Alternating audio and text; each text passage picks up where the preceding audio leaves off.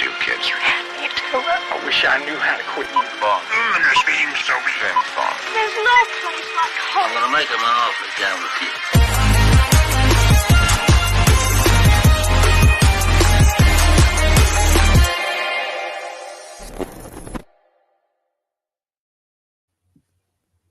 Hey, I'm welcome to another episode of not Rankin Gone for the Win. I was bound to make that mistake. I'd already started. I was going to have to finish, but anyway, we're here for Gone with the Win. But this is our final Oscar predictions. The nominations come out tonight, and tonight or early morning, depending on where in the country or the world you are.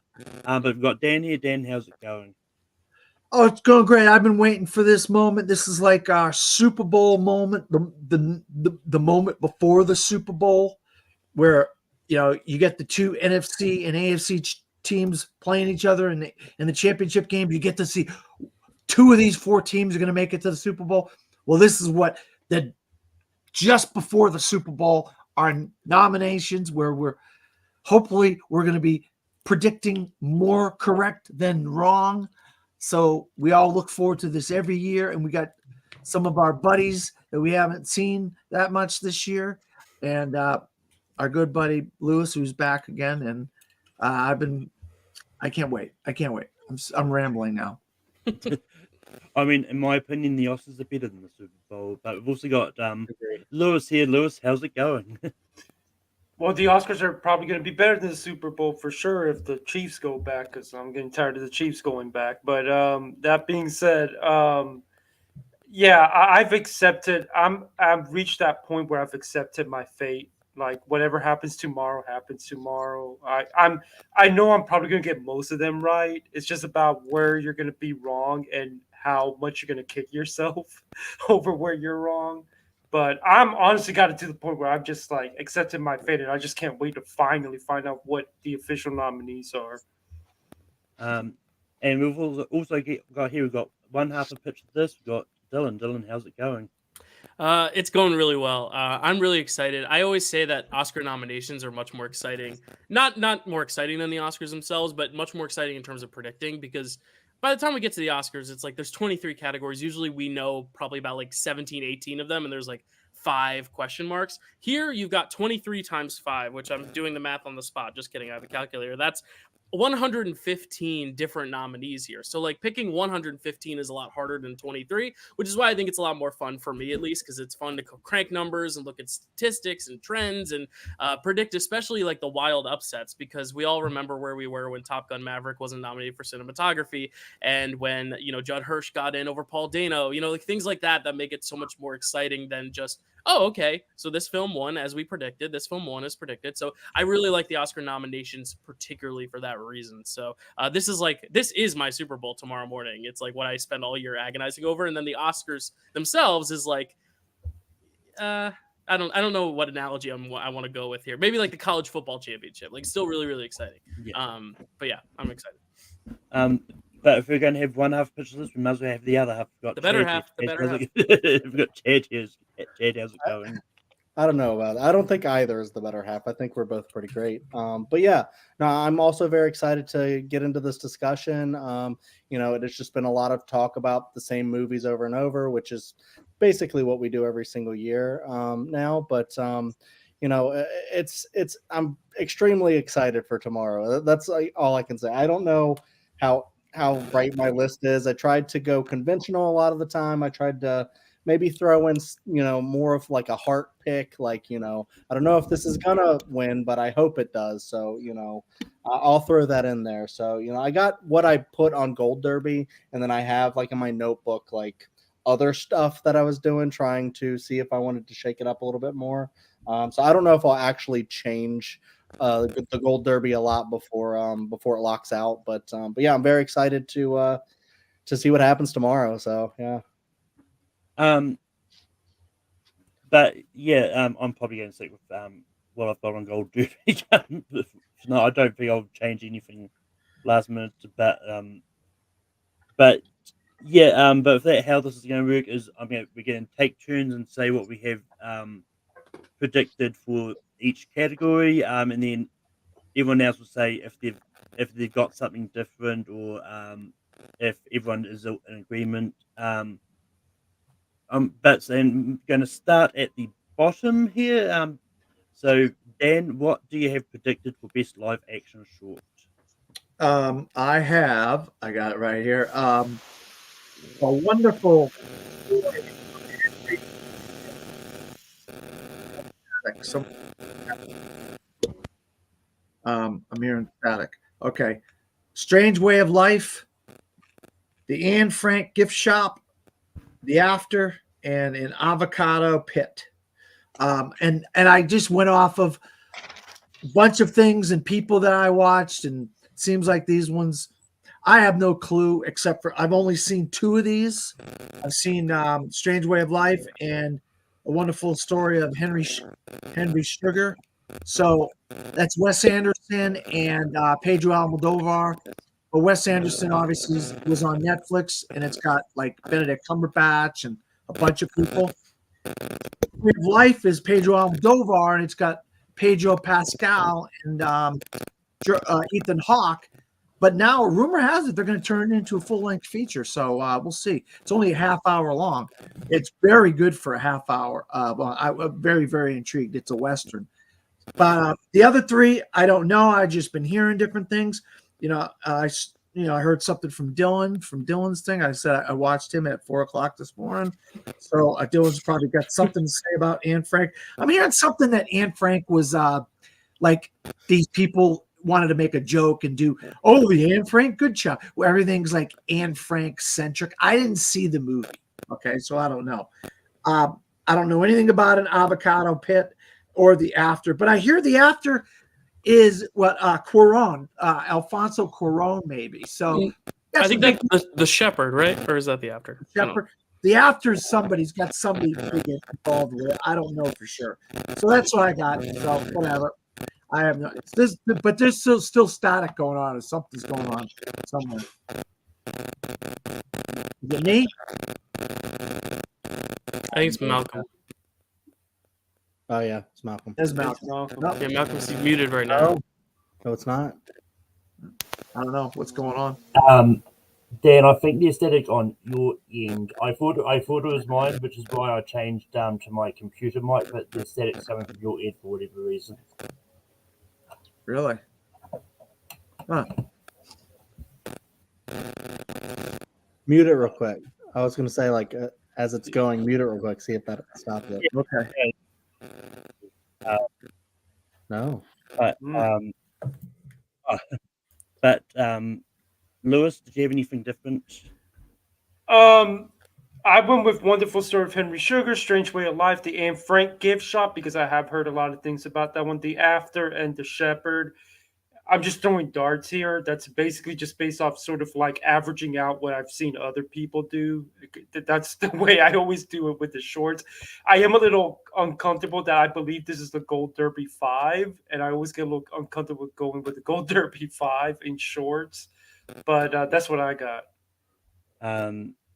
Dylan, Yeah, I'm a little different here. The After I just looked up is the one with David Oyelowo, and The Shepherd is the one with John Travolta that Cuarón did. So I do predict both those, The After and The Shepherd. I do have Henry Sugar in there. I also have Red, White, and Blue and Yellow.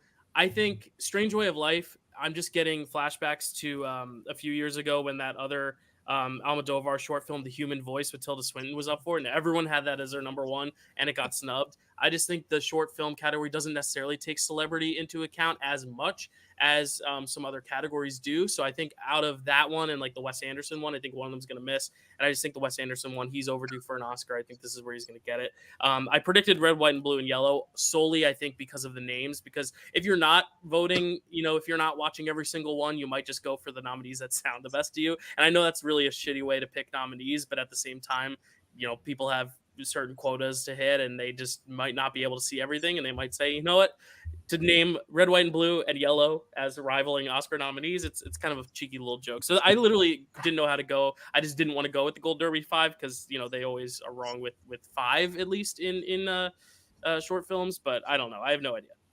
This is hard. Chad, anything different?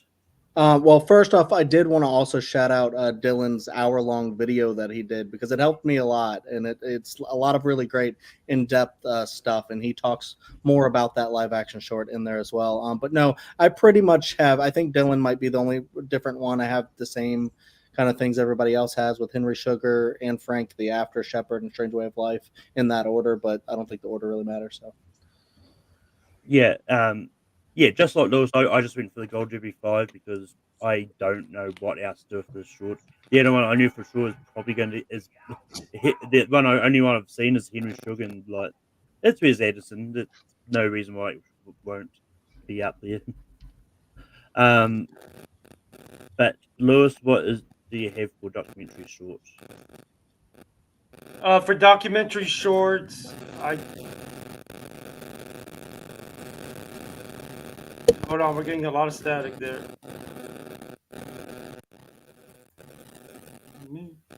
I didn't hear any static. Okay. I heard a lot, yeah. Yeah, it went away now, but Is it me? Shit, I might be Dylan, yeah. Yeah. Did that. Okay. All right. So live, this is what happens when you do it live, folks. So we're doing so I'm going with ABC's of book banning, Last Repair Shop, The Barber of Little Rock, Camp Courage, and Grandma and Grandma. I'm just basically almost like if I'm averaging out a poll or something. Like I just averaged out what a lot of the big names are doing, and those seem to be the 5 that I came up with. Oh, Malcolm, you're muted. You're muted. Anyway, Better? You sound. Yeah, better. Okay. Yes. It was me. I don't know what was wrong. Okay. Dylan, I don't know if you heard what Lewis said, but not. what do you have for documentary short anyway? Yeah, I don't have any real huge reasonings for it, but I have Camp Courage, The Last Repair Shop, the ABCs of book banning, Last Song from Kabul, which is the same people who made Concerto as a Conversation from a few years ago, and then The Barber of Little Rock. No real reasoning. I mean, Camp Courage for sure because it's the only Netflix one, and Netflix always gets one in. Otherwise, I really didn't have anything to base it off. Chad, did you have anything different for documentary short? Well, yeah, I actually have The Last Repair Shop, the ABCs of Book Burning, Last Song from Kabul, Deciding Vote, and The Barber of Little Rock. I don't have the camp one, but maybe I should add that in. Yeah, I was just one of those times when looking at the names on Goldblue, you have no idea who's producing these shorts and theirs. But I've just got the 5 that were the Goldblue 5 for this as well, which is ABC's of Book Banning, Last Repair Shop, Little Rock, Kabul, and Deciding Vote. So, Dan, anything different for documentary shorts? Yeah, actually, I have 4 of the same ones everybody else has got: Camp Courage, The Barber of Little Rock, The Last Repair Shop, and ABC's The Book Banning. But I also have, and I don't know how I came to this, but I got Black Girls Play, The Story of Hand Games. So I don't know how I came to that one. I just have. I mean, a lot of people, I've seen it mentioned by some folks on there. I think it was between that and Last Song of Last Song of Kabul. Those are the 2 that just barely missed out. Again, the way I just try to do this is kind of average out what I see other people doing. That's the best that you can do when it comes to the shorts. But yeah, that's not too crazy to have on there, Dan. I've seen other people mention it. But and I still haven't. I just want to say, usually I get a thing that it has a bunch of these shorts, and I haven't had that link yet. That hasn't been offered to me yet. So unfortunately, I haven't watched a lot of them. But Dylan, what do you have for animated short? This might ruffle some feathers. I don't know. Rustle. I don't know. All right. I have Letter to a Pig. I have War is Over, inspired by the music of John and Yoko. I have 95 Senses. I have Smoke, and I have Dog Apartment, which is a different name in some places, but I found the English translation. So I think it's like Humo, and then whatever Dog Apartment is. The one snub I left off is Once Upon a Studio, which is the #1 in Gold Derby, like overwhelmingly so. And I watched it. I liked it, but that doesn't feel like a film that the Oscars will award a nomination to. It just feels like a giant, like, almost like a Disney commercial in a way, which isn't bad. It's still like really enjoyable to watch, but I've never seen the Oscars nominate something like it. It's almost like I don't know. It just didn't feel like an Oscar nominated short for me. Like I just didn't see why people were putting it number one, but I'm probably going to be wrong. So yeah. Chad, do you have anything different to animated short? Well, yeah, I did actually include the Once Upon a Studio, and that was after watching Dylan's video. I just I don't know. Sometimes I want to go a little bit different. Sometimes I'm just going to go with what like the Gold Derby is mostly saying and what I hear elsewhere. But yeah, I went with Letter to a Pig, Once Upon a Studio, War is Over.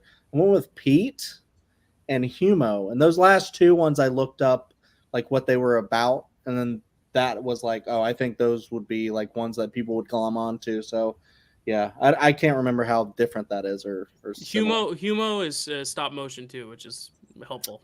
Love stop motion.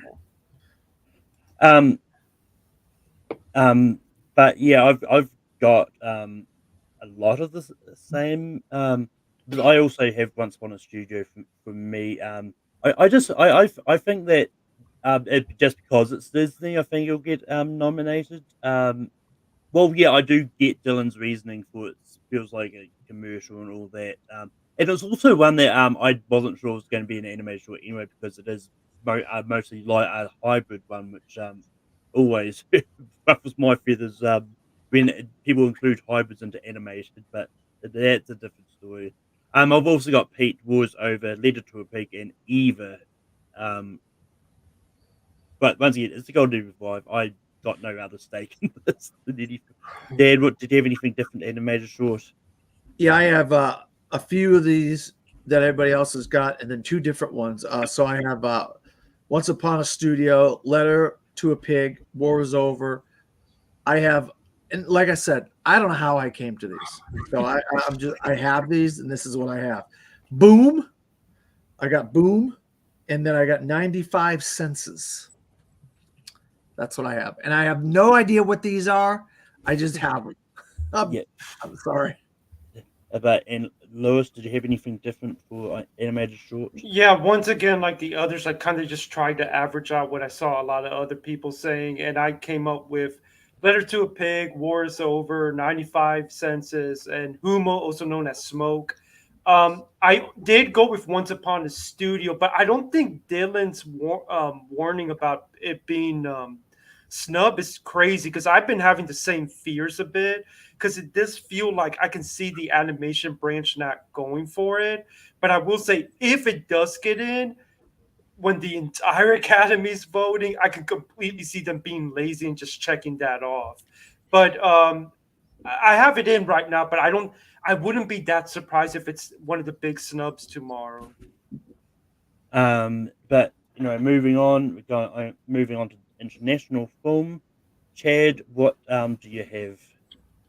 That is a good question. Okay, so I have top of the list, The Zone of Interest, which I still haven't seen, but I really want to. Society of the Snow, which I have seen and I loved, and I would actually love to see that win. Fallen Leaves, I need to see. The Taste of Things, which I really want to see, and then Perfect Days. Those are mine. Yeah, I've got most of the same things. I've got The Zone of Interest, Taste of Things, Society of the Snow, and Fallen Leaves, but also it's I saw someone kind of I can't remember where I saw it, but someone was saying that Perfect Days seems to have fallen off a little bit, and I wouldn't be surprised if 20 Days of Miracle get into that fifth spot for international, and that's what I've predicted. So that's the documentary, right? Mm-hmm. Yeah. But Dan, what do you have for international film? I have, and I think I have one different than what people have said so far. I have The Zone of Interest, Perfect Days, Taste of Things, Fallen Leaves, and based off of something from a few years ago.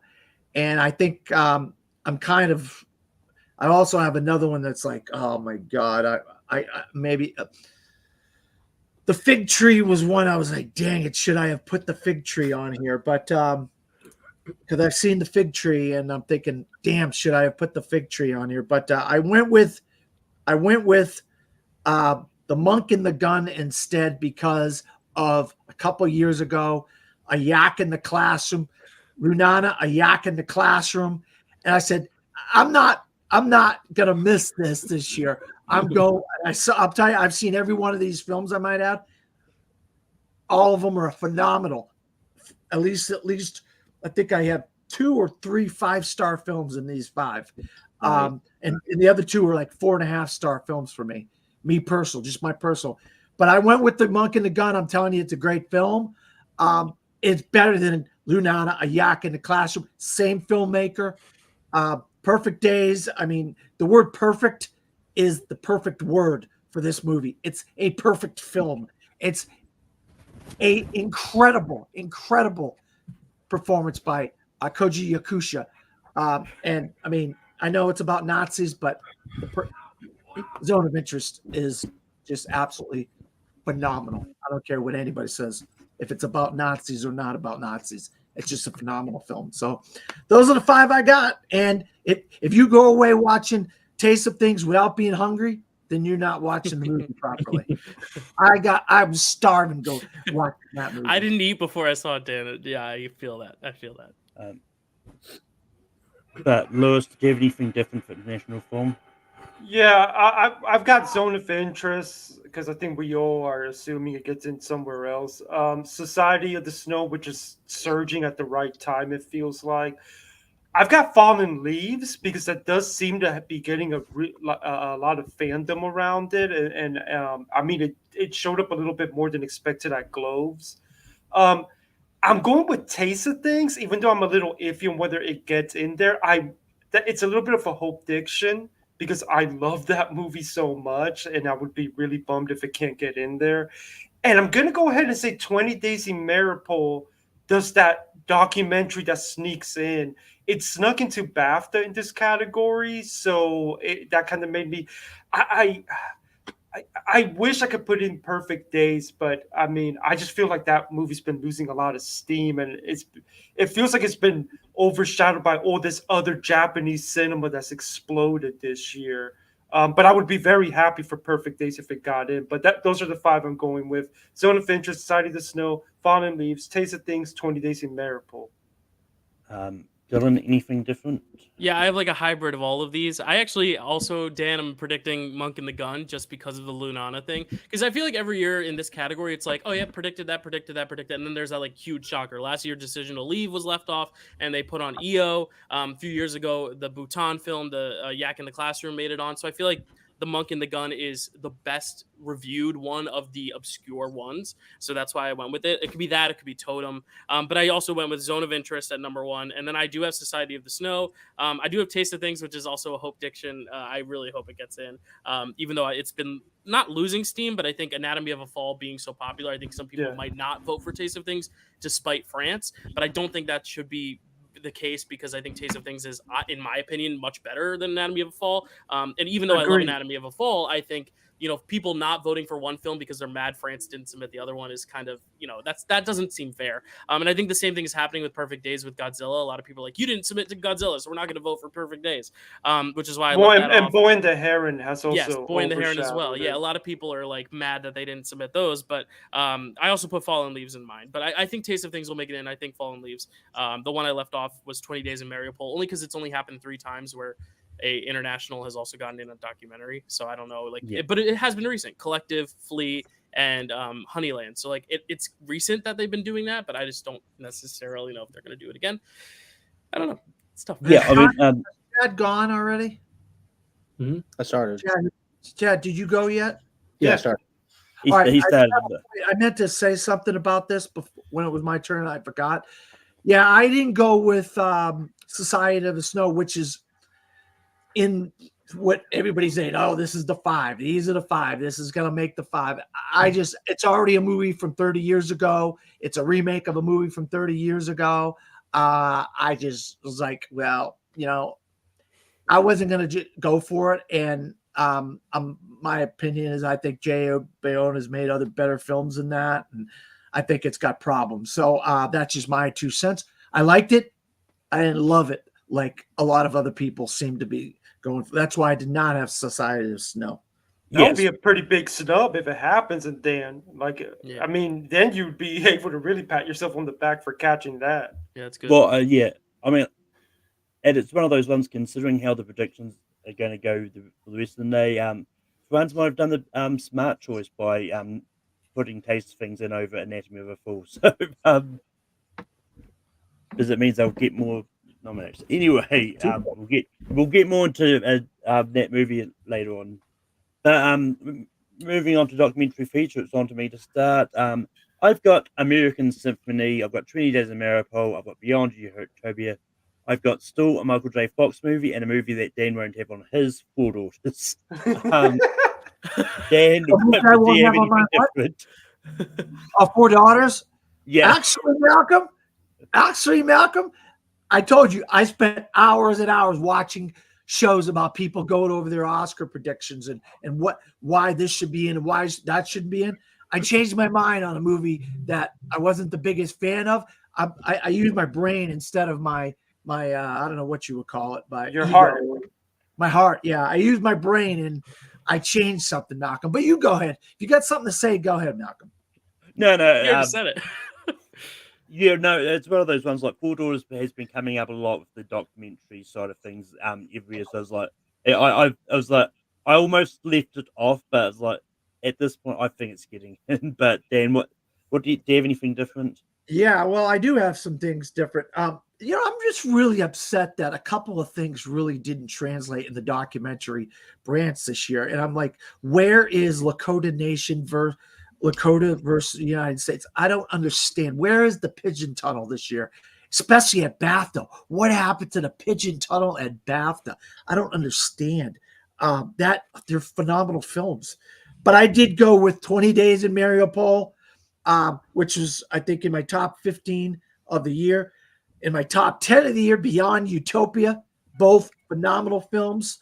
It's like A and B of like, I mean, either one of these win it all. I wouldn't be upset. I got 20 Days in Mariupol edging out Beyond Utopia, even though I like Beyond Utopia better.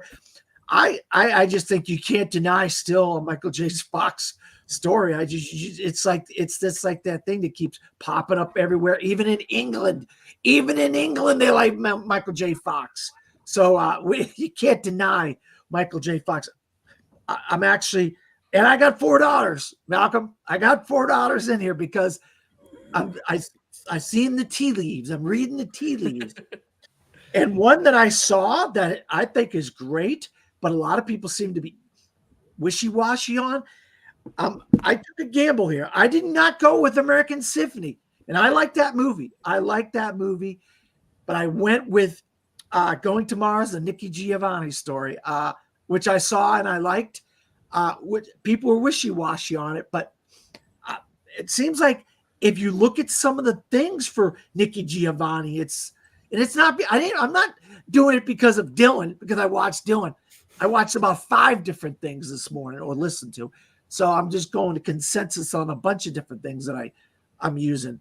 So hopefully my intelligence came to play with these 5 instead of my heart. Lewis, do you have anything different for documentary? Well, I also went with 20 Days in Mariupol, Beyond Utopia, and 4 Daughters.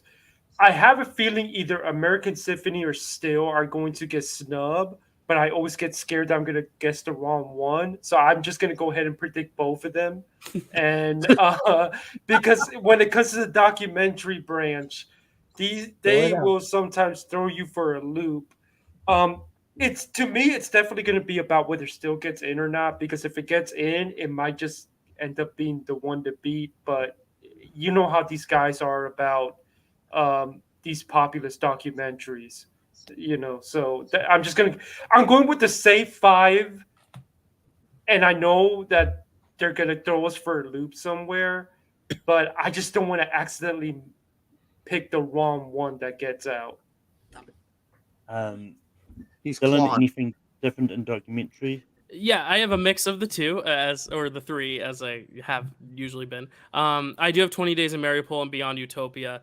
The fact that those are so safe makes me scared though, because documentary, it's like whatever's the safest is always snubbed every year. Mr. Rogers and Dick Johnson, like, oh my god, I have trauma of when Mr. Rogers documentary missed out, Oh, and that's why I snubbed Still, because I think Still is the Mr. Rogers documentary of the year. I think it's like the figure that everyone loves, the pop culture icon. They don't like to nominate documentaries about celebrities as much, which is why I think American Symphony I still have in, because yes, John Batiste is a celebrity, but he's also, I think, more of like, it's a little different because he's like kind of more of a composer, less of a movie star. And the Academy loves John Batiste. He won for Soul a few years ago for Best Original Score. So I have American Symphony getting in, but I'm very hesitant about it, and I'm still getting out. I also have Four Daughters because the past 13 years is a 13-year running stat. Four Daughters, the Gotham winner has always been nominated here for the past 13 years. So if you're not predicting Four Daughters, you probably should be, because it has been, the Gotham winner has gotten in 13 years in a row. Now, stats can be broken, obviously, but I mean, for 13 years straight, that's a pretty reliable one. And then Going to Mars, I put in as well, because it got Indie Spirits, it got the Cinema Eye, and it got the IDA, which are the three big documentary precursors. Stuff like BAFTA, PGA, all that doesn't matter as much for documentary, because documentary branch is so rogue. They go so rogue, which I really appreciate. I like how they don't go with the populist picks. But Going to Mars also won the Sundance Jury Prize a year ago, which is how I came about it. I didn't particularly love it as much as other people did, but I think the fact that it got that jury support, and we saw Navalny kind of also follow through with the Sundance thing, I think that could happen as well. So those are my five. Chad, do you have anything different for documentary? I'm sorry. Yeah, I have Beyond Utopia, 20 Days of Mariupol, American Symphony, Four Daughters, and I am actually still gonna predict Still. I really liked it, so maybe that's a what you call hope diction kind of deal. I don't know if I'm snubbing anything there. I can't remember what everybody predicted, but yeah, that's what I have. Yeah. Last thing I will say on this, in regards to Still, anyway, like, it's one of those ones. Like, I get it. It's a populist one about big movie star. I think, and this is a case of it's slightly different because they did just give him the honorary Oscar last year, so they might put him in here so he's at least got a competitive nomination, even though he's not a producer on his own documentary, which I found interesting when I looked that up the other day. He can still say he was involved in an Oscar nominated something, but that's kind of my reasoning here, because it's the same thing I'm sticking with American Symphony here too. I wish I'd put 52 Sounds, and I might change it up later though, but at this point it's not on my predictions. Dan, we go back to you for Best Animated Feature. Yeah,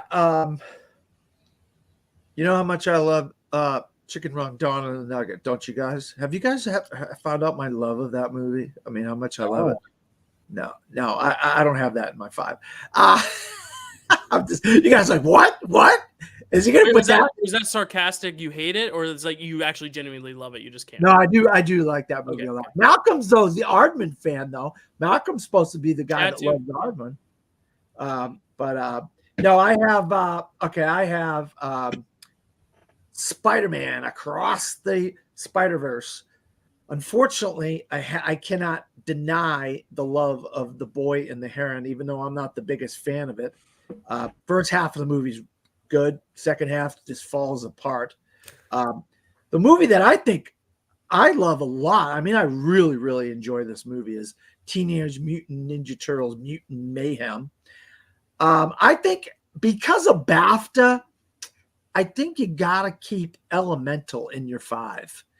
And I want to tell you, I love Robot Dreams, and I came very, very close to putting Robot Dreams in my five, but I just don't see it like translating here, unfortunately. And Neon's really dropping the ball this year with some of these campaigns. So I'm just going to go with the one I've been championing for all year, that I think Illumination's got to get something in. It's not going to be Migration. It's got to be the Super Mario Brothers movie. And for me, Wow. I think Illumination's going to get something, and I think that's what it's going to be. Lewis, did you have anything different?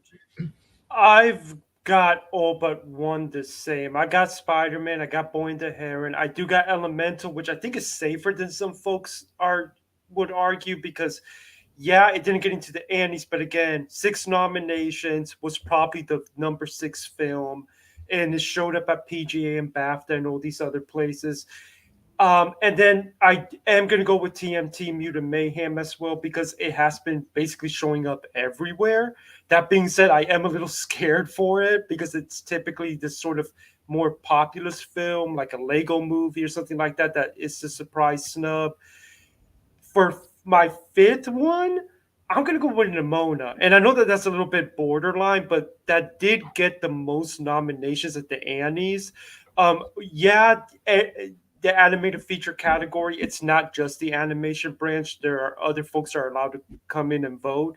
But the animation branch, I do think still has a little bit of sway here. And they clearly in the industry have responded very well to this movie.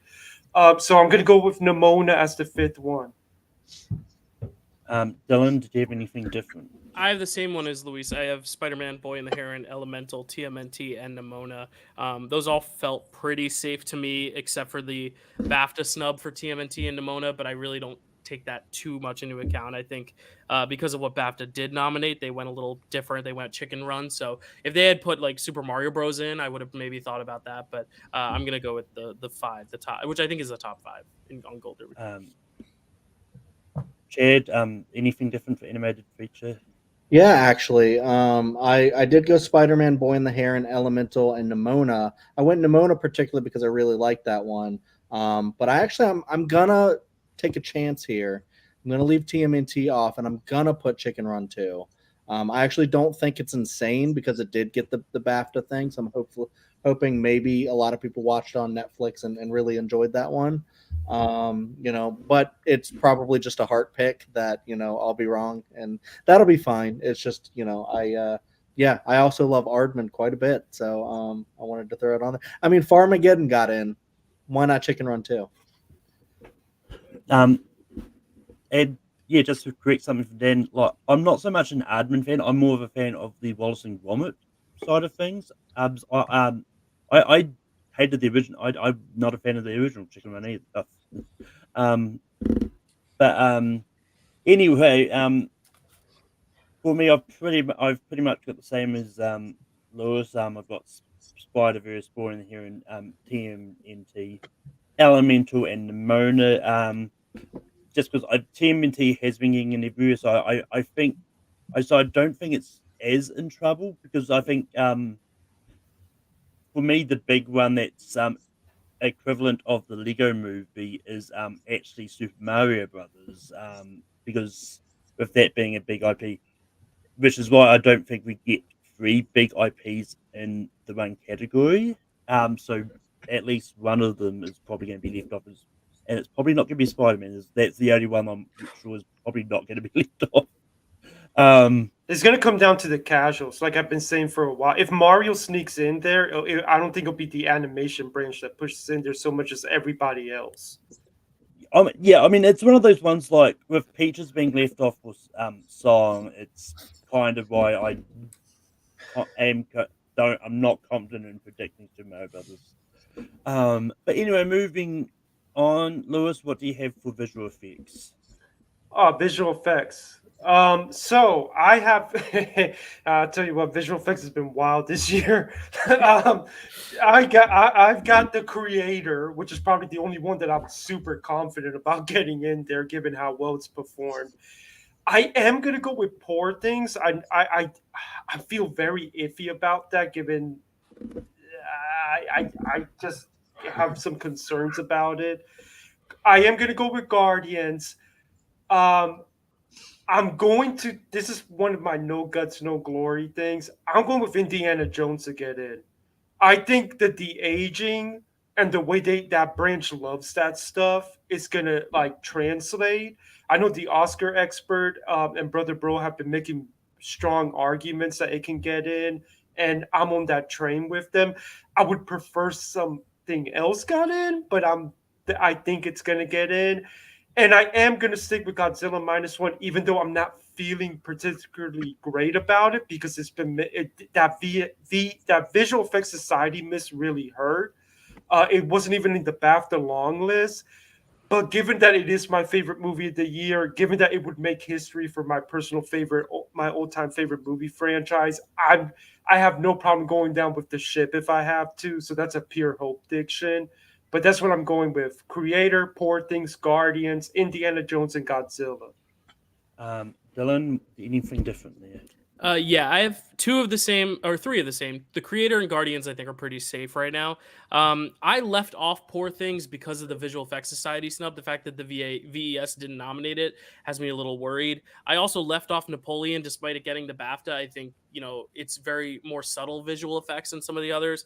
And I did leave off Godzilla because of just the fact that it hasn't really been getting nominated anywhere, and really no big kaiju movie like that has ever gotten nominated for this. Not to say trends can't be broken. I did put in Indiana Jones, though. I do agree with that.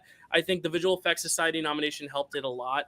I put in Spider-Verse just because it feels like one of those movies that, like, despite being animated, I think the Visual Effects Society or the Visual Effects branch will really love, and it got the Critics' Choice Award. And then I also put in Mission Impossible, which is a little risky because none of those movies have ever gotten nominated for Oscars. But I feel like this year, with like Dune getting pushed and there not being a ton of great superhero movies this year, I think this is the opportunity for something like Mission Impossible, which has always been kind of like overshadowed by big franchise films in the past. Like 2018, we're going to nominate Infinity War, even though Fallout, I think, had way better visual effects.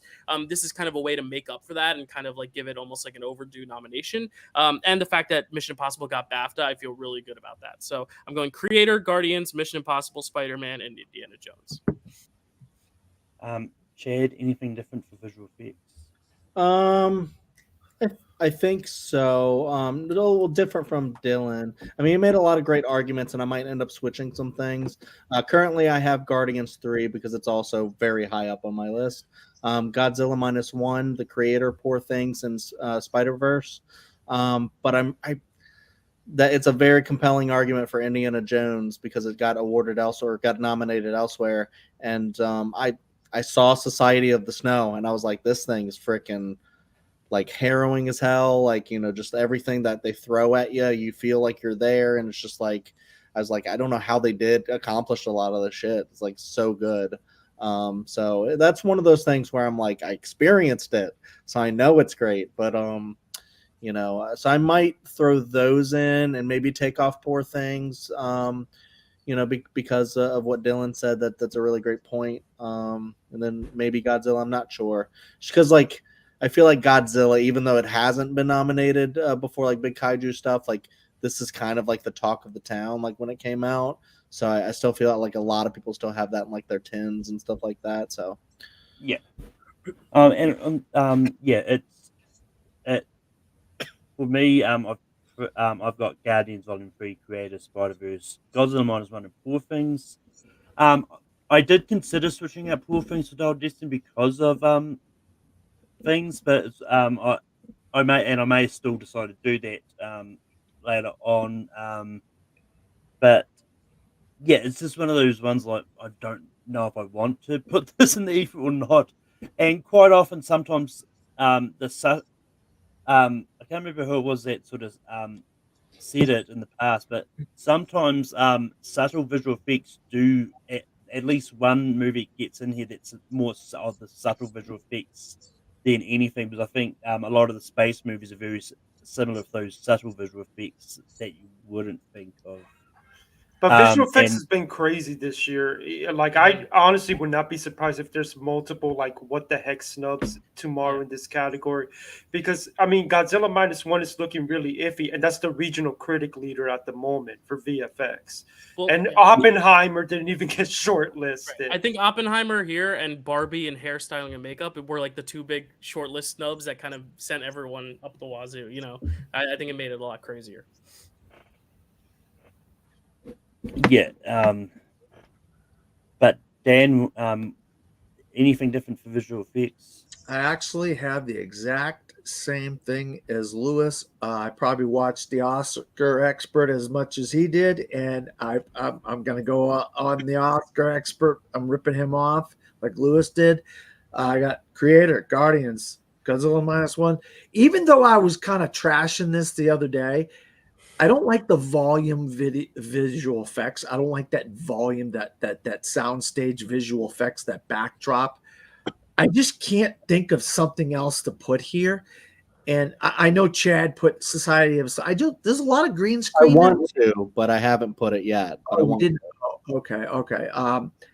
But I did like the way what they did with like the muting of the stuff in Indiana Jones and making it look like worn out, looking like the golds and stuff like that. I love that. Once I finally got to see it in a good theater, in a Dolby, because my press screening was in a Regal with a projector that wasn't projecting the movie properly, and I was like bitching and complaining, and nobody would do anything about it. And then so I had to see it like a week or two later, and I finally got to see it in all its glory, and it's a gorgeous movie, and the visual effects are just amazing. And I actually like that de-aging and the stuff at the beginning of Indiana Jones and stuff like that. So I got that, but I was bitching about Poor Things in the volume type of visual effects, but I can't figure out what else I could put here. So that's why I went with Poor Things.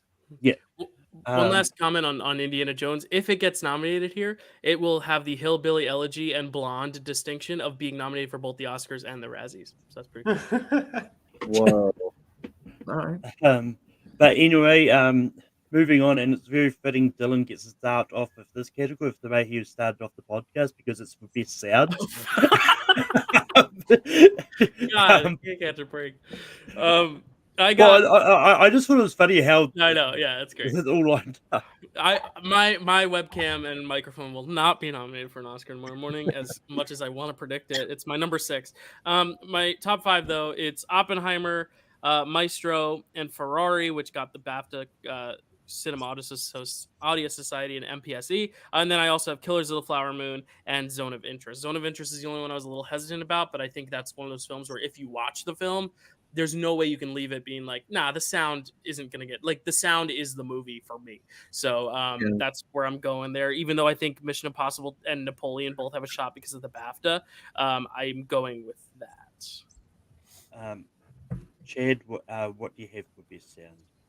A different order, but I basically have everything Dylan has. I haven't seen the Zone of Interest. I'm dying to, and I still know exactly what he's talking about, just because I've heard so much about it. But yeah, I don't think, I know we're not really talking about winners, but I don't think like there's anything's beating Oppenheimer in this. Like just like with the the stamping of the crowd and all that stuff. It's just so good. So.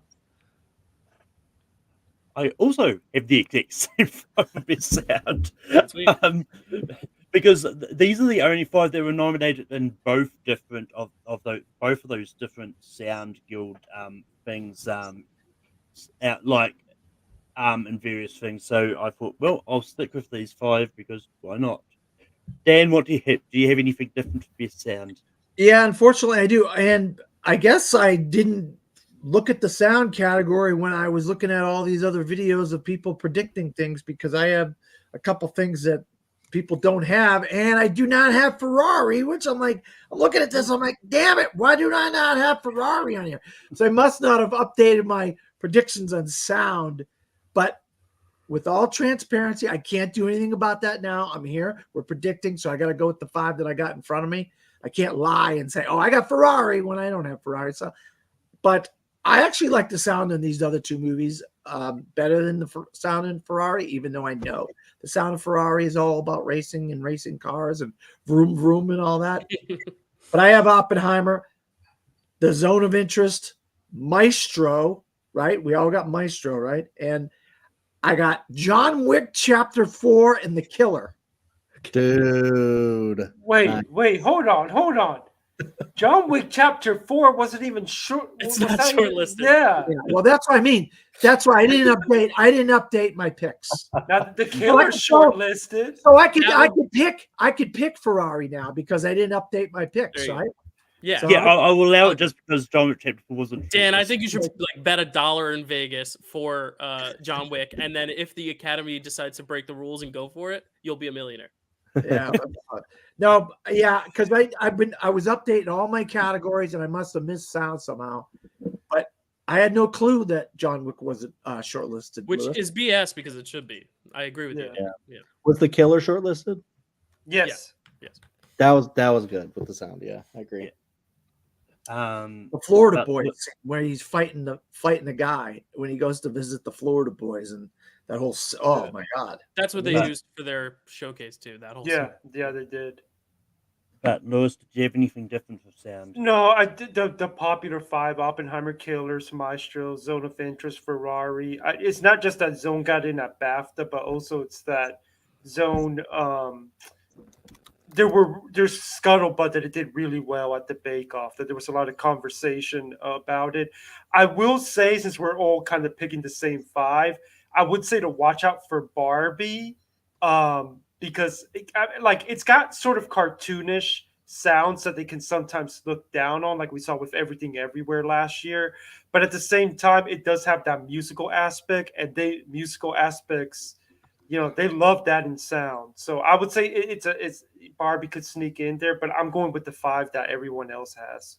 Yeah, sound. It's always tricky with sound at the moment, especially with the fact that it's only the one category, because whether they lean more into the mixing side, which Baby would have a case, versus the editing side. So it's definitely one of those.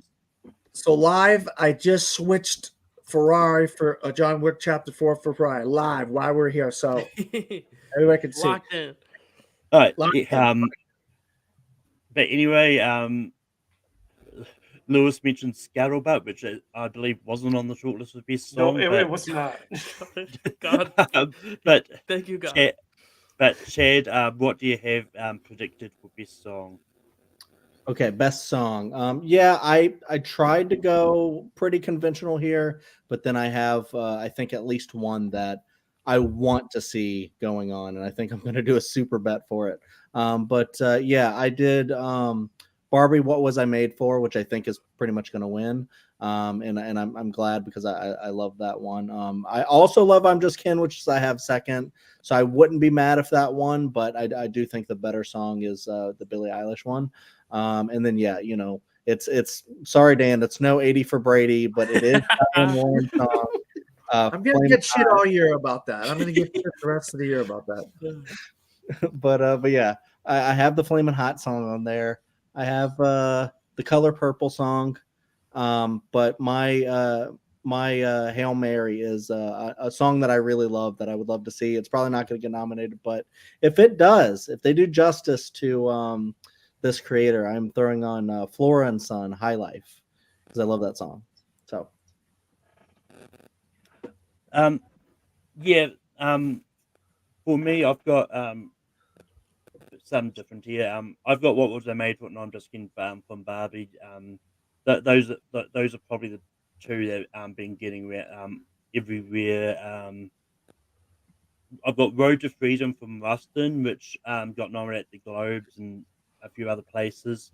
I've got A Never Went Away from American Symphony. I was almost considering being a rebel and leaving this off because I do think stats are made to be broken, but just to be on the safe side, I did leave The Fire Inside from Flaming Hot on my list. But yeah, Dan, what did you have anything different for best song? Well, I got one from you and one from Chad. Chad, you're going to be a very happy man because I do have the 2 Barbie songs. You got to pick 2 of the 3 Barbie songs. Looks like Dua Lipa, she's the odd Barbie song out because we're going to get I'm Just Ken and Billie Eilish. I just hope Billie Eilish doesn't win. I don't want if Lady Gaga can't win last year for her second, why should Billie Eilish win for her second this year? Why can't somebody else win? How about Lenny Kravitz winning? How about that? That'd be nice, right? So I do. How about Diane Warren winning so we can Yeah, finally get that she's woman the out of her I think misery? she's the one if we have to give like the a Roger career thing. Deakins? The Roger Deakins, like everybody knows this by now. She's the Roger Deakins of the song category. Look, it was an 80 for Brady, like you said, Chad. I was like, I was like all on board for 80 for Brady. I wanted to see that performance by those 5 legendary 80s singers. But unfortunately, we're not going to get it. We're going to get this one instead, Flamin' Hot. The Hulu movie, which I don't get me started. I saw it at the Florida Film Festival in April, about a month and a half before it came out on Hulu. It's a good movie. The song, once I started listening to the song a little bit more, I did like the song. But I did have Lenny Kravitz because I just think it's a great song. Yeah. Oh, it's in the credits. Everybody wants to talk about, the songs in the credits. It's a good song. It's a good song. I mean, who cares where it's played? And guess what? High Life. I got High Life, Chad. I freaking when my Spotify playlist came around and High Life popped up on that Spotify playlist, I just was singing along with the highlights every single time because in my guild we have a Spotify playlist with all the eligible songs, and we would just play them and play them and play them, and then we kind of pick the songs that were our favorite songs. And I love High Life. I can't get enough of High Life. I would love John Carney. Please, Oscars, please give us some John Carney. Yeah, I mean, he was snubbed so much for Sing Street. Like, give him his due. Yeah. I mean, if they shortlisted the better song from Flower and Sun, then maybe. High Life's the best song in that movie. That's not, What's the better song from Flower and Sun? I just no, I don't like High Life. I really don't. Oh, okay. Sorry, I don't remember that. I don't remember the other songs. I'm not actually a big fan of Flower Sun anyway. But Lewis, did you have anything different to the best song? Well, I mean, you have a right to be wrong, Malcolm, but High Life is good. And if it were up to me, it would be in there. But I only have so many Hope Dictions in me. Yeah. I've got What Was I Made For? I'm Just Ken, Road to Freedom, It Never Went Away, and the annual Diane Warren tribute with The Fire Inside. And Dylan, anything different? Yeah, I've got the same as you, Malcolm, and you, Luis. I've got What Was I Made For? And I'm Just Ken. I actually think I'm Just Ken winning the Critics' Choice puts it ahead of Billie Eilish a little bit in the race for winner, but we're only talking nominees right now. I have The Road to Freedom from Rustin, which has been getting it everywhere, which I thought was going to be like a number 5, like just made it on thing, because Rustin itself isn't as talked about, but it's been getting in pretty much everywhere. And then The Fire Inside, obviously Diane Warren, you can't let her out of there. You can't count her out of there. And then American Symphony, the John Batiste song, It Never Went Away. The Academy loves John Batiste, especially the music branch. They just gave him an Oscar for Soul a few years ago, so that's what I'm going with. I think The Color Purple has been losing so much steam, and it's sad, but also that has like the weird trend of like all these songs already existed for the musical, and this is like the one new one they added for the Oscar, and I think the Oscars have now started to phase that trend out, like the Les Mis and the Beauty and the Beast song. Like I don't think they do that as much anymore. I think they're just going to leave it off altogether. Though I would love to see Olivia Rodrigo surprise for the Hunger Games song. I think it's beautiful, and it kind of feels very reminiscent of the Taylor Swift one from the original. I would love to see Olivia Rodrigo get in, but I don't think it's going to happen. Yeah. So I'm going with the 5. I don't think none of the Hunger Games songs have gotten. Nope, ever, which is a shame. We had this discussion, didn't we, Malcolm? Well, and I will say the other reason I wasn't confident about predicting Flower and Sun anyway, because it really hasn't been. No, we know. It really hasn't been anywhere. We know. Like But it was John Carney. You gotta remember what John Carney did. So it's always gotta have that John Carney in the back of your head. Hey, Andrea Riseborough last year had one precursor, and it was the Indie Spirits. So anything can happen. And I don't think I remember the Everything Everywhere song showing up that much until it suddenly got nominated. Yeah. Well, I mean, it's one of those because I think the Everything Everywhere song was nominated at the Globes last year, though. So I mean, was it White Noise everybody was talking about last year and then got snubbed or something, or what? Oh no. Yeah, it was like I think it was the Pinocchio song was the big snub. Yes, Ciao Papa was the big. Oh, that was ridiculous. Oh, I love that song. But moving on, we've got 2 best score. And I've got Oppenheimer, Killers of the Flower Moon, Poor Things, The Zone of Interest, and Spider-Man Across the Spider-Verse. Dan, did you have anything different? Yeah, I got one different. And I don't know how I came about this, but I just have one different. I have Oppenheimer, Killers of the Flower Moon, Poor Things, Spider-Man Across the Spider-Verse, and somehow, and you guys tell me if I didn't update this properly. Maybe I'm wrong. I get rid of it and put Zone of Interest in there, but I have Past Lives. Can I have Past Lives? That did not get shortlisted. So I can switch that out right now and put Zone of Interest. Right. See, I told you some of these I didn't update. I don't know why or how, or I wasn't supposed to, or what happened, but there you go. I'm getting rid of Past Lives and putting Zone of Interest. So there you go. So I do have the same 5 as you, Malcolm. Oppenheimer, Killers of the Flower Moon, Spider-Man, Poor Things, and Zone of Interest. So there you go. I don't know how. I just some of the categories I didn't update for some reason. I don't know why. Lewis, did you have anything different for score?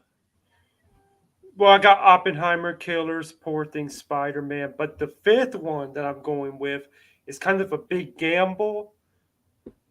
I'm going with Indiana Jones, and for John Williams to annoy everyone once again getting in there, I'm just gonna go with Indiana Jones. I think there's a very real possibility to sneak in. Even though obviously Zone is also a big potential one there. But that's the 5 that I'm going to go with. I just think there's a real possibility that will be like the big conversation about how the heck did that happen could be Indiana Jones getting to VFX and score.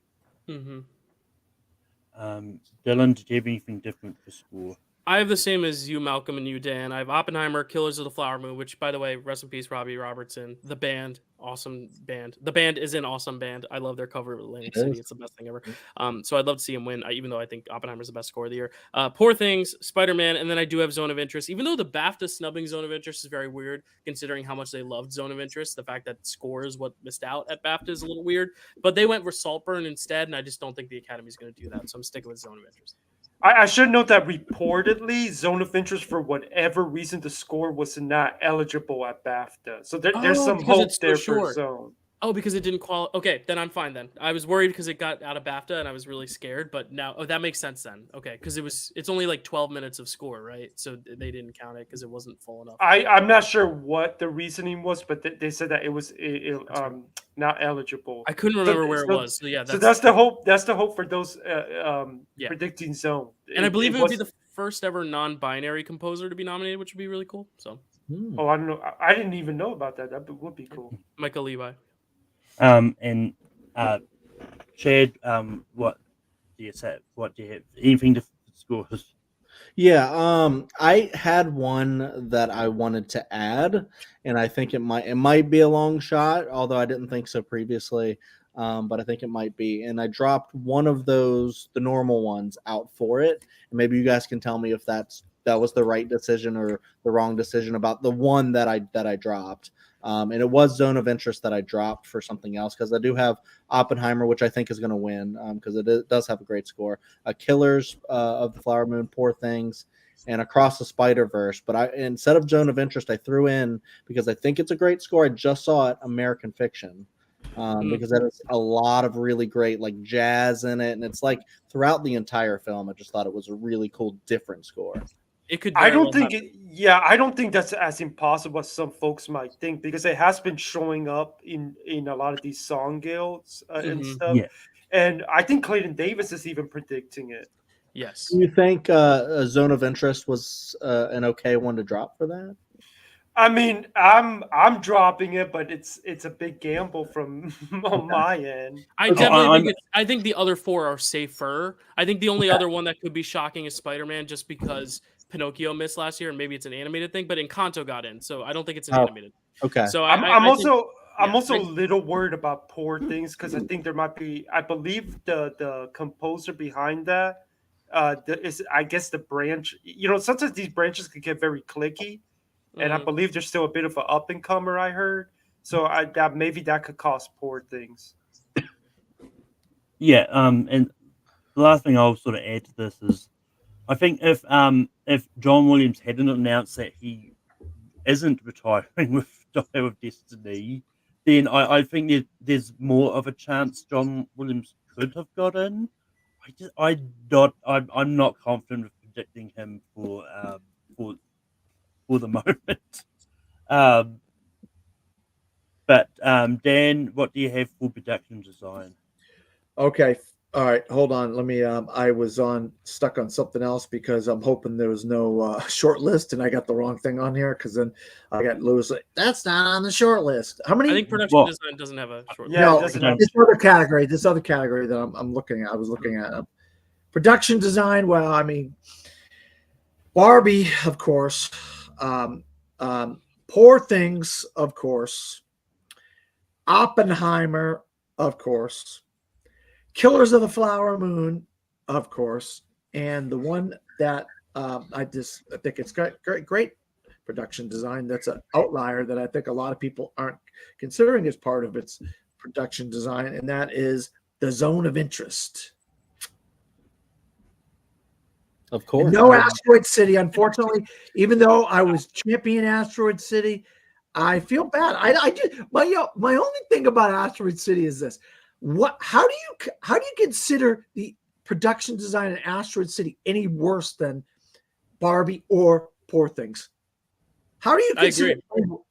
I don't understand. How is it any worse than? Yet nobody is talking about the production design of Asteroid City, and I was like, I don't get it. And it's actually on a real setting. It's not like some fake CGI background and like Poor Things and Barbie's got.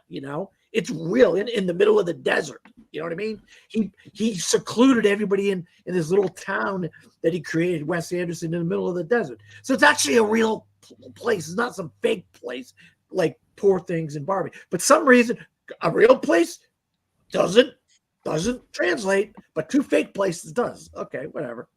I'll get off my soapbox. Lewis, do you have anything different for production design? I basically had the exact same 5 as Dan: Barbie, Poor Things, Oppie, Killers, The Flower Moon, and Zone of Interest. Even though I'm feeling a little iffy about Zone, and I don't think it's impossible to see a Killers snub here, but those are the 5 I'm going with as well. Dylan, what do you have for production design? Yeah, I've got the same 5, which is the BAFTA 5. It's Barbie, Poor Things, Oppenheimer, Killers, and Zone. I know the BAFTAs do a weird jury system for like acting and directing, but for the text, it's much more straightforward like the Oscars. So a lot of the times the text will line up. And I think Zone of Interest, it's kind of got an all quiet thing where it was like kind of not as out there early in the season, but later on now it's showing up on all these shortlists. And the fact that it got on as many shortlists as it did means I think it's going to be a big technical player. And I think this is where it's going to pick it up. Even though it just has BAFTA, I think Zone of Interest, it's one of those things like The Sound where you're like, when you hear the directors talking about the set and how they designed the set to incorporate the cameras and make it feel like just a real house and allow for the sound to move through the house and the way they made the wood floors, like it's one of those things where when you hear about it, you want to nominate it. But I will say the same is true with Asteroid City, where it's like you hear about how they made that set. Wes Anderson, actually, we sat in a Q&A. I was with a small group of people. We did a Q&A with Jason Schwartzman, and he was saying that they actually rented out a plot of land in Spain. It was a watermelon field or watermelon patch that was out of season, so they were able to build their set on it, which was really cool. So that's like a really cool story. But again, the French Dispatch missing, that was my number 1 predicted that year, and it missed. So I can't have confidence that they're going to go with Wes Anderson again. I think they feel like, oh, we nominated Budapest Hotel, so we're done. Like I don't understand why they don't nominate his stuff anymore, and it's frustrating. But I just can't. I can't predict it because of that. It's just so frustrating to me because it's one of the best sets of the year. But and I just want to take one point I want to make, and Dylan's going to like this point. I guess they decided that Nazis is going to have Big Brother in their house, and they're going to have cameras on the wall and spying, put microphones and stuff, spying on all the people in the Nazi house, and they're calling it Nazi Big Brother or something. But yeah. But that was great. I thought that made a better film, a better experience for me while I watched the movie. So I knew Dylan would like that. Chad, what do you have? Do you have anything from production design?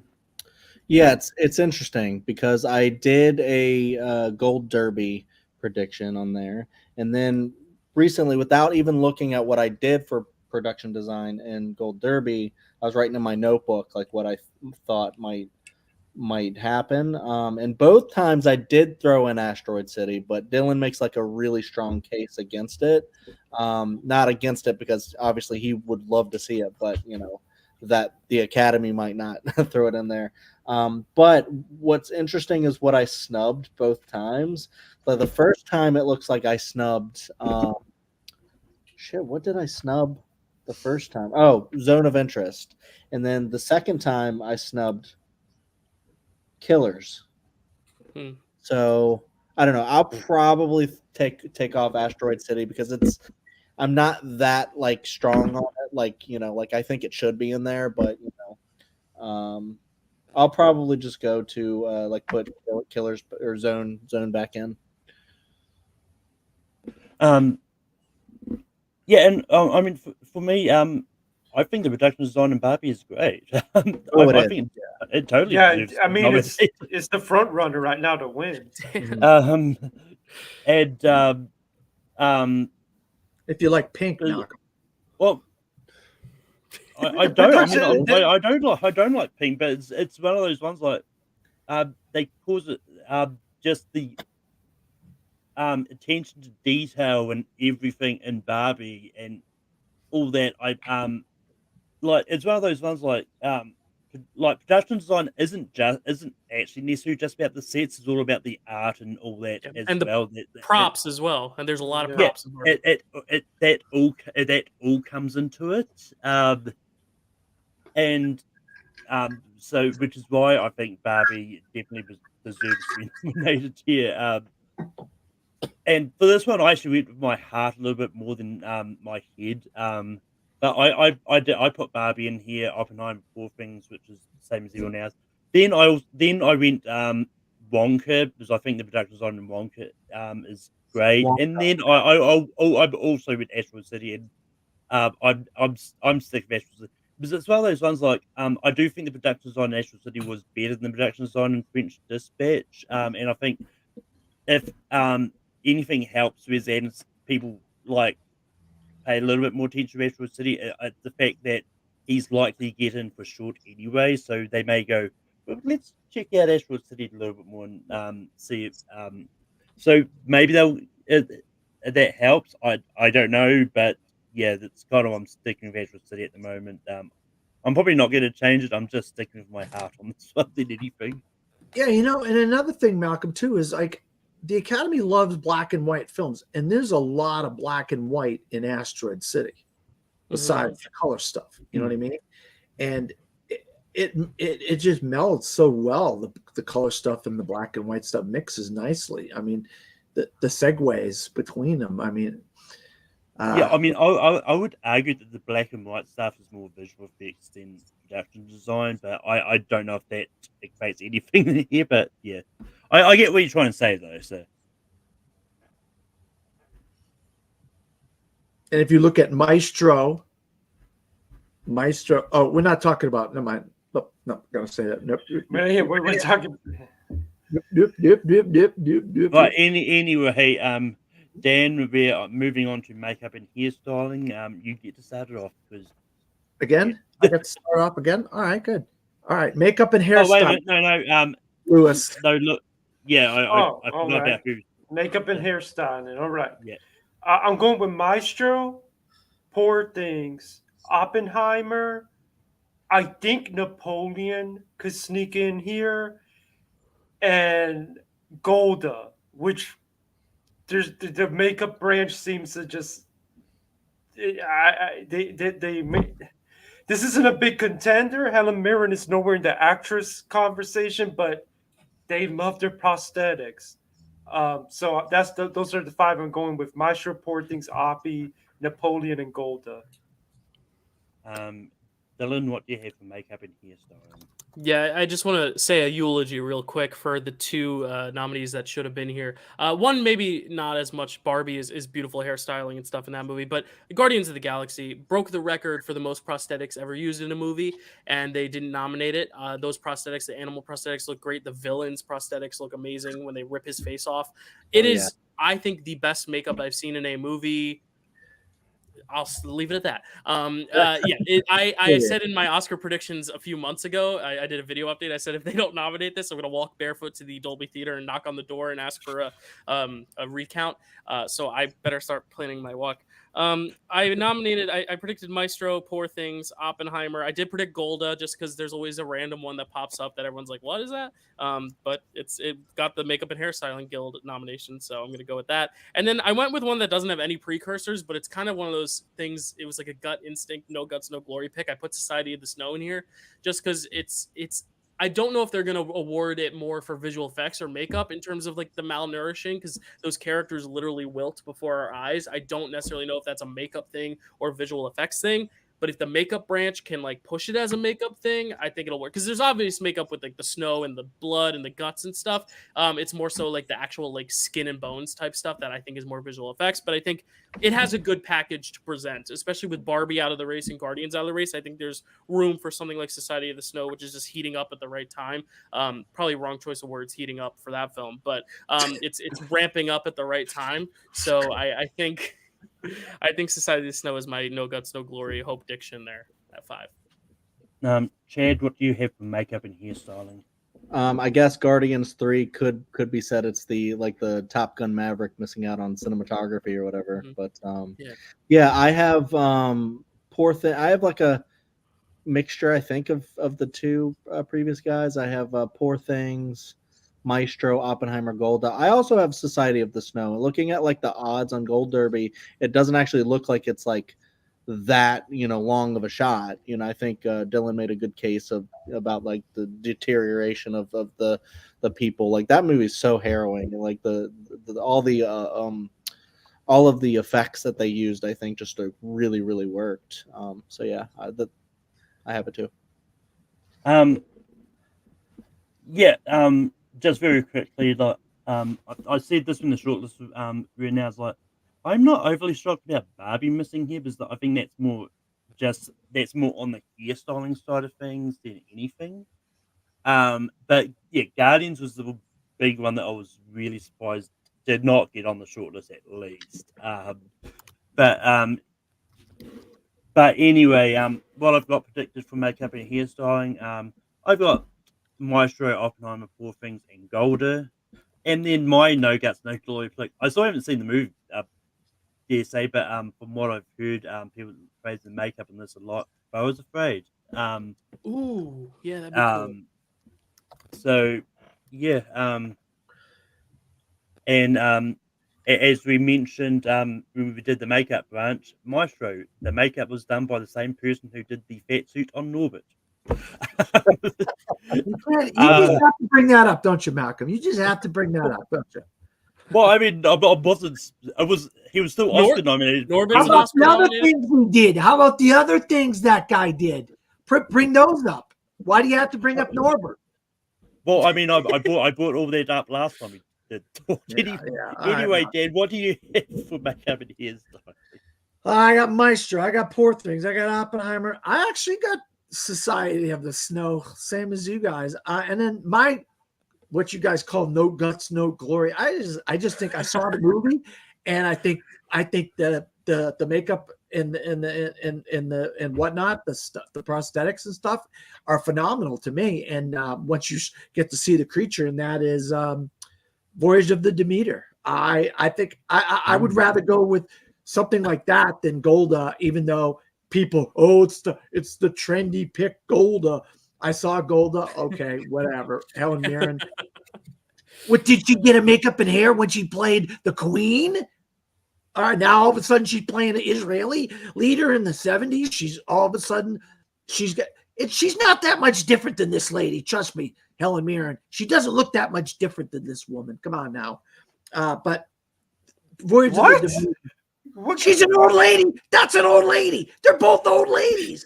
Helen Mirren does not look anything like she does in Golda. Like, come on, man. Like, I thought the movie was mid, but the makeup work is great. Yeah, well, it's not as good as the Voyage of the Demeter or the creature, in my opinion. Yeah, I don't know, Dan. I might disagree with you too. I don't know though. I think if you know it's Helen Mirren, it's easy to see. But I don't know.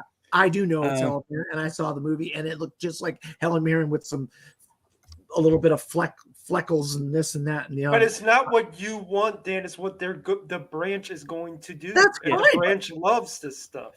Yeah, well, how about the look of the creature in Voyage of the Demeter. I thought that was phenomenal looking. Honestly, if you squint, she kind of looks like Ian McKellen. See? That's not good. You don't Yeah. want to look like Ian McKellen. You don't want to look like Ian McKellen. Whatever. No, I went with Voyage of the Demeter. What do you want me to say? I just went with Voyage of the Demeter. It's a good pick. I'd like to see it. It's just this is just banter. This is all just crazy banter. Yeah. Anyway, before Halibird watches this and doesn't agree to come on the show, I crapped on her movie. In my Louis review. started on Makeup Year's time. So yeah, Dylan. Moving on to editing, what do you have for editing? For editing, this one was a little tough. Let me find it. Where is it? I need to like drag my finger. There we go. You can bounce around, don't you, Malcolm? You can't stay like. It's okay. Oppenheimer, Killers, and Poor Things I have are like the top 3 with BAFTA and Critics' Choice. I put the Holdovers in there, which hasn't gotten any precursors, but I feel like every year there's that one really big Best Picture contender that like doesn't have a lot of editing, flashy editing, but always gets in. Like Banshees of Inisherin got in, Belfast. These movies that aren't like big technical movies, but still get in because they're Best Picture contenders. Then I also put Barbie with the Critics' Choice. I think it's one of those things where I'm really not confident with this category, and I kind of just went more of the thinking of this used to be like a big predictor for Best Picture. It was like you needed directing and editing and screenplay. Like those were the 3. So I'm just thinking of what like the top Best Picture contenders are, and I just put up my 5 top Best Picture contenders: Oppenheimer, Killers, Poor Things, Holdovers, and Barbie. That's kind of where my thinking was at, but I wouldn't be surprised if Zone of Interest or Anatomy of a Fall get in here, or even Maestro. It could be any which way, but I'm going with those 5. Chad, what do you have for editing? Yeah, and my Gold Derby, I think I have the same exact thing as dealing with Oppie, Killers, Poor Things, Barbie, and the Holdovers. But when I was going through, I kind of want to switch. I kind of thinking about switching Barbie with Anatomy of a Fall, or maybe Zone of Interest. I wouldn't have put Zone of Interest just because I haven't seen it, so it's hard to know what the editing is like. But I'm sure. I think like the technicals are supposed to be really great with that, just in general. But yeah, I'm thinking about switching Barbie out. I'm just really not sure about that. So, but yeah. Yeah, I mean, this is the interesting one to predict because we don't have the Ace editors. Right, it's the only one we don't have a guild for. Yeah, right now. That comes out soon, doesn't it? I want to say After the Oscar I think it's like prediction. Wednesday. It comes like right after. So but I've got pretty much the same. I've got Oppenheimer, Killers, Poor Things, The Holdovers, and Barbie. Dan, what do you have for editing? I got the exact same 5 as Dylan. I just no particular reason why I have these 5. It just seems like I've been watching all these shows and listening to all these shows, and this is what everybody's been going with. So I'm going with these 5. Not going to be a complete idiot at all in my predictions. And Lewis, what do you have for editing? Yeah, this is such an important category as Dylan was talking about, because even though it's not as much of a lock, like I think in the expanded ballot era, only 2 movies have gotten away with not getting into editing, Birdman and Coda. So you still really want to be in this if you want to win Best Picture. So I usually just go with whatever the top 5 are at the moment. So for me, it's Oppie, Killers, Barbie, Poor Things, Holdovers. When they get to this, whenever you're watching nominations morning, there's certain categories as they're announcing the nominees, you can see a story forming. And when they get the editing, like if Barbie doesn't get in here, which I think is possible, that could potentially show a red flag for Greta later. Or if Holdovers gets in this, it's like, oh, okay, they really do love that movie. But yeah, I'm just gonna go with the 5. But I would agree that I think Anatomy has a good shot to get in here as well. Very good editing. Very good editing in Anatomy of a Fall. Dylan also told me about something recently that I was like shocked to hear, that the whole fact that you said about animated movies not making it, because I was like, yeah, they just never make it. Spider-Verse, like Spider-Verse has phenomenal editing, and yeah. I think it's Apparently because not. they don't have different angles of the scene to like cut between. It's like they know Yeah. exactly what angle, but you still have to decide. You still have to cut down a movie and make it flow right. I agree. I think animation should be more represented in Well, I mean, short lists. I think if there's any surprises, editing this year, if it gets in, it would be if Spider-Verse gets in over one of those. Well, it wasn't shortlisted, was it? I don't think this. There does this- there isn't a Yeah. short list for editing. Oh, okay. That well, being Yeah. said, if Spider-Verse got into editing, that would start. I would automatically start wondering if it's going to sneak into picture at that Yeah. point. yeah. At Yeah. that point, I The other think you thing should predict it for we picture, brought yeah. up the other. Oh, sorry, Dylan. What were you saying? I was gonna say, yeah, like what Louis said, if you see Spider Verse pop up in like editing and maybe like a surprise adapted screenplay or something, I think it's gonna get picture then too. Like I think it's one of those things where you can watch it, kind of like All Quiet last year, where we kept seeing it and we're like, Yeah. oh, this is getting a lot of nominations. Yeah, Yeah. I think that could happen. And the Yeah. other thing you got to kind of look at is somebody that is a perennial, just going back 50 years editing, and that's Thelma Schoonmaker, could possibly miss here. Yeah, I'm not like I said. You're talking this based on our conversation the other day, Dan. Because like I think she's getting in, but given got all her the in. I got her in. complaints, given the- all the complaints about how long Killers is, I Yep. would not be surprised if she's a surprise snub tomorrow. Yep, Yeah. exactly. Yep. I agree. But moving on, Chad, what do you have for costume design? Costume design. I'm so sorry. I need to go back to my list. While Chad's looking, I just want to say I did see Yeah. the only animated movie to be nominated for editing is not even a real animated movie. It's a hybrid. It's Who Framed Roger Rabbit, and it won. Otherwise, I'm just looking in the list now. I don't think an animated film has ever been nominated. So that'd be cool. It'd be a cool first if Spider-Verse got it. That would be the cool first, yeah. So best costume design. On my second round, I did Barbie, Poor Things, Killers, Napoleon, and Oppenheimer. But when I first did it, instead of Napoleon and I didn't even have Oppenheimer in there. Instead of Napoleon and Oppenheimer, I had The Color Purple and Wonka. Because I'm sitting there thinking, because like Oppenheimer's like a period piece, but like it's not like the costumes are like that flashy in that movie or anything like that. But I mean, if it's just gonna get like the technicals are like across the board with Oppenheimer, then it's probably just gonna get it anyways. But I would love to see something like Wonka get it instead, because I feel like that had. So I think I'm actually gonna keep Wonka in there. But maybe I'll take out The Color Purple for Oppenheimer, because I don't think The Color Purple's like that beloved by the Academy currently. But I don't know. Yeah. Maybe we'll get there, but maybe it will get picture. I don't know. Yeah, I mean, I think Color Purple's kind of not, especially for costume design anyway. But for me, I've got Poor Things, Barbie, Oppenheimer, Maestro, and Wonka. And I think the costume is great in all of those. And Oppenheimer getting into costumes in other places, it kind of gives me hope that Oppenheimer's getting in here as well. Dan, what do you have for costumes? Yeah, I mean, I like what you guys are talking about with Wonka, but I was just like looking at it, and I don't want to sound like a broken record, but I was just like, yeah, I can't deny Napoleon here. I mean, I know I wanted to deny Napoleon here, but I just cannot deny Napoleon here, and unfortunately, you can't kick out Oppenheimer here because, I mean, Oppenheimer is going to get it in so many of these below the line categories.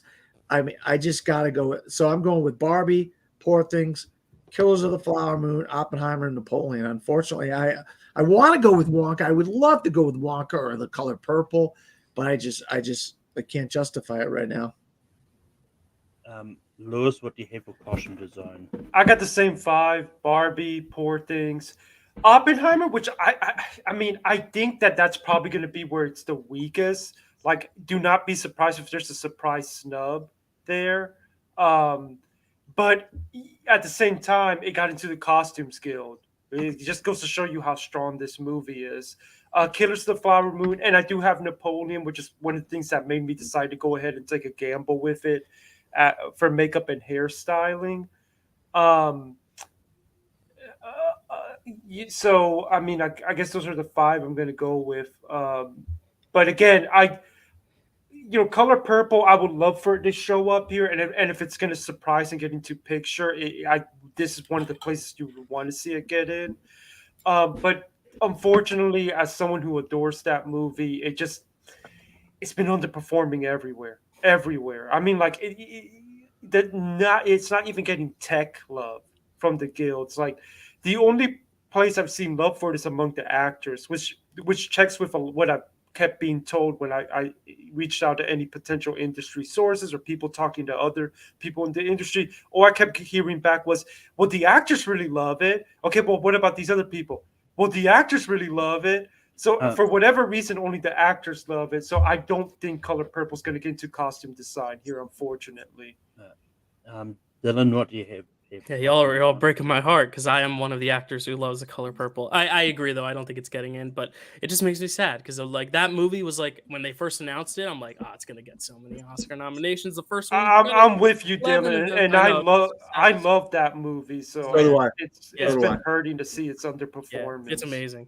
I have the BAFTA 5, as many of you do as well. I have Barbie, Poor Things, Killers, Napoleon, and Oppenheimer. I think Oppenheimer is a little underrated with his costume design. I mean, so much of the character of Oppenheimer is the signature hat and the suit. I do love that hat. I think the hat is just so good. And he wears like different variations of it, and like the dress and the silk that Florence Pugh wears. I don't know. I love the costumes in it, but I'm also a little biased because it's my favorite movie of the year. But I do think Wonka has a shot. The only thing is, usually there's like a big fantasy movie in there. You know, you get like your Fantastic Beasts or Black Panther. But I think the problem is you already have Barbie and Poor Things, which are already two fantasy films. So it's like getting a third one in there is a little less likely. They tend to go more period than they do fantasy. And I think if Barbie and Poor Things weren't this year, I think Wonka's like the shoe-in for the fantasy pick. But I think because you already have Barbie and Poor Things, I could be wrong, and I hope I'm wrong because I love Wonka's costumes.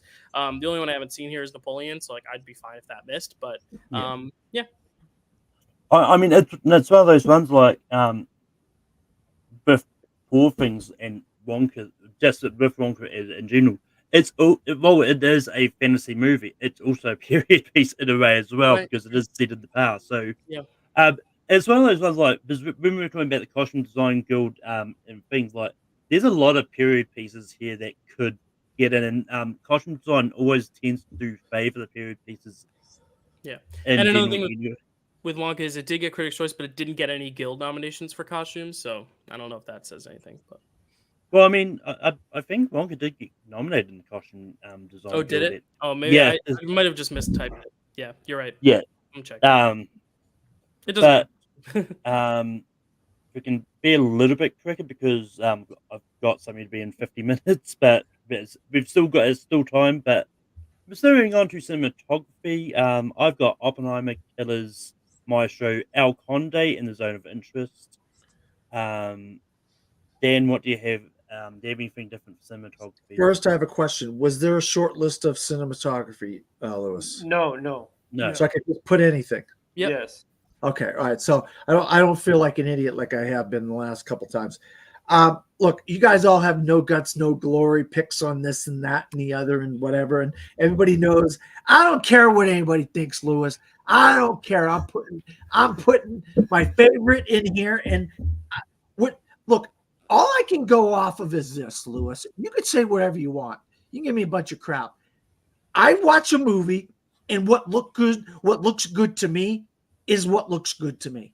And if what looks good to me doesn't look good to somebody else, what can I say? You know what I mean? So I'm going with Rebel Moon. I'm kidding. I'm going with Oppenheimer, Poor Things, Killers of the Flower Moon, Zone of Interest, and to me, the best looking movie I've seen all year, John Wick Chapter 4. Hell yeah. Give me crap, Lewis. You're next. You're up next. Throw me under the bus, Lewis. Come on. Do it. You know you want to do it. Look. I don't dislike the look in John Wick Chapter 4. It's in my personal ballot for cinematography. It's one of my favorite films of the year. But the fact is that I don't think it's going to get in here, Dan, because unfortunately, I don't think the Academy, it's early, and I don't think a lot of members have been making that movie a screening priority. I'm going with is Oppenheimer, Killers, Poor Things, Maestro, and Zone of Interest, which is the one that I'm personally a little iffy on because El Conde or even Saltburn could sneak in here. But those are the 5 I'm going with. Dylan, what do Well, you have? I would have went with two. I would have went with either Maestro or if I didn't have John Wick Chapter 4 in there. I went with Golda. I'm kidding. So I went with Oppenheimer, Maestro, Poor Things, and Killers, which seem to be like kind of the locked in top 4. But then for the 5th slot, I toyed around with Zone of Interest and El Conde because El Conde got the ASC, and then BAFTA went with Zone of Interest. The only thing with Zone of Interest is I think because the cameras are so stationary, I think it's hard to show off the cinematography unless you literally watch the whole movie. Like, it's not one of those like you can just like pick out a shot from. It's more like you have to explain the method of the cinematography, which is why I think it's going to get hard. It's going to be harder to get that a nomination than something like El Conde, which is like just gorgeous shots every single frame. So I'm going with El Conde as my 5th pick. Also, just because the cinematography branch also doesn't really hold back in terms of like nominating one-offs. Like they nominated Bardo and Empire of Light last year, which were not on any other categories except Bardo was in international. So like I think this could get in, and if it gets in, it'll be 4 out of the 5 films will have black and white. Will be 50% black and white, which is Oppenheimer, Maestro, Poor Things, and El Conde will all be black and white films. It's some degree, which is kind of cool. But yeah, it's tough. This is a tough category because I think the 4 are locked, but it's that 5th slot that's really kind of up for grabs. And I did check, and Wonka did get snubbed at the Costume Guilds, which is crazy. The best fantasy film nominations were Barbie, Haunted Mansion, Hunger Games, Little Mermaid, and Rebel Moon. So that's BS, if you ask me. But anyway.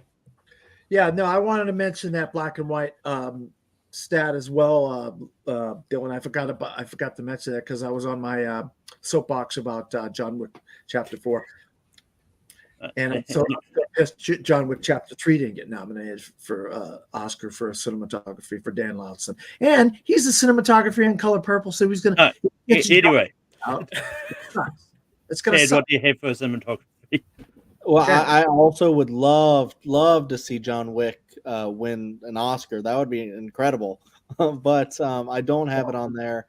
I do have Killers, Maestro, Oppenheimer, Poor Things, which is probably my favorite of the slate as far as cinematography goes because of all the the Fish Islands and all the different little things that he does. I like Yorgos did it with like The Favorite and stuff too. It's just so wild the way he does all that. But I also threw on El Conde because it's been getting love elsewhere, and I think Dylan makes a really good case for against Zone potentially not getting snubbed. So that's what I have. But then, what do you have for original screenplay? All right, I will. Fuck! They won't stop calling me. I'm sorry, guys. I'm trying to decline this call. And they keep calling me. I'm sorry. I got to go back to my predictions here. It's the John Wick campaign team. They wanted that.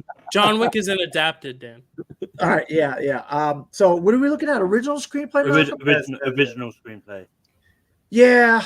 God, I think I have Barbie, Past Lives, the whole. No, Barbie. Barbie's an I adapted. don't have Barbie. I'm joking. You know I'm joking. I know. I don't want to get more crap from you, Lewis. The Holdovers, Past Lives, Anatomy of a Fall. My sneaky pick in here. May, December, and Maestro. Lewis, do you have anything different to original screenplay?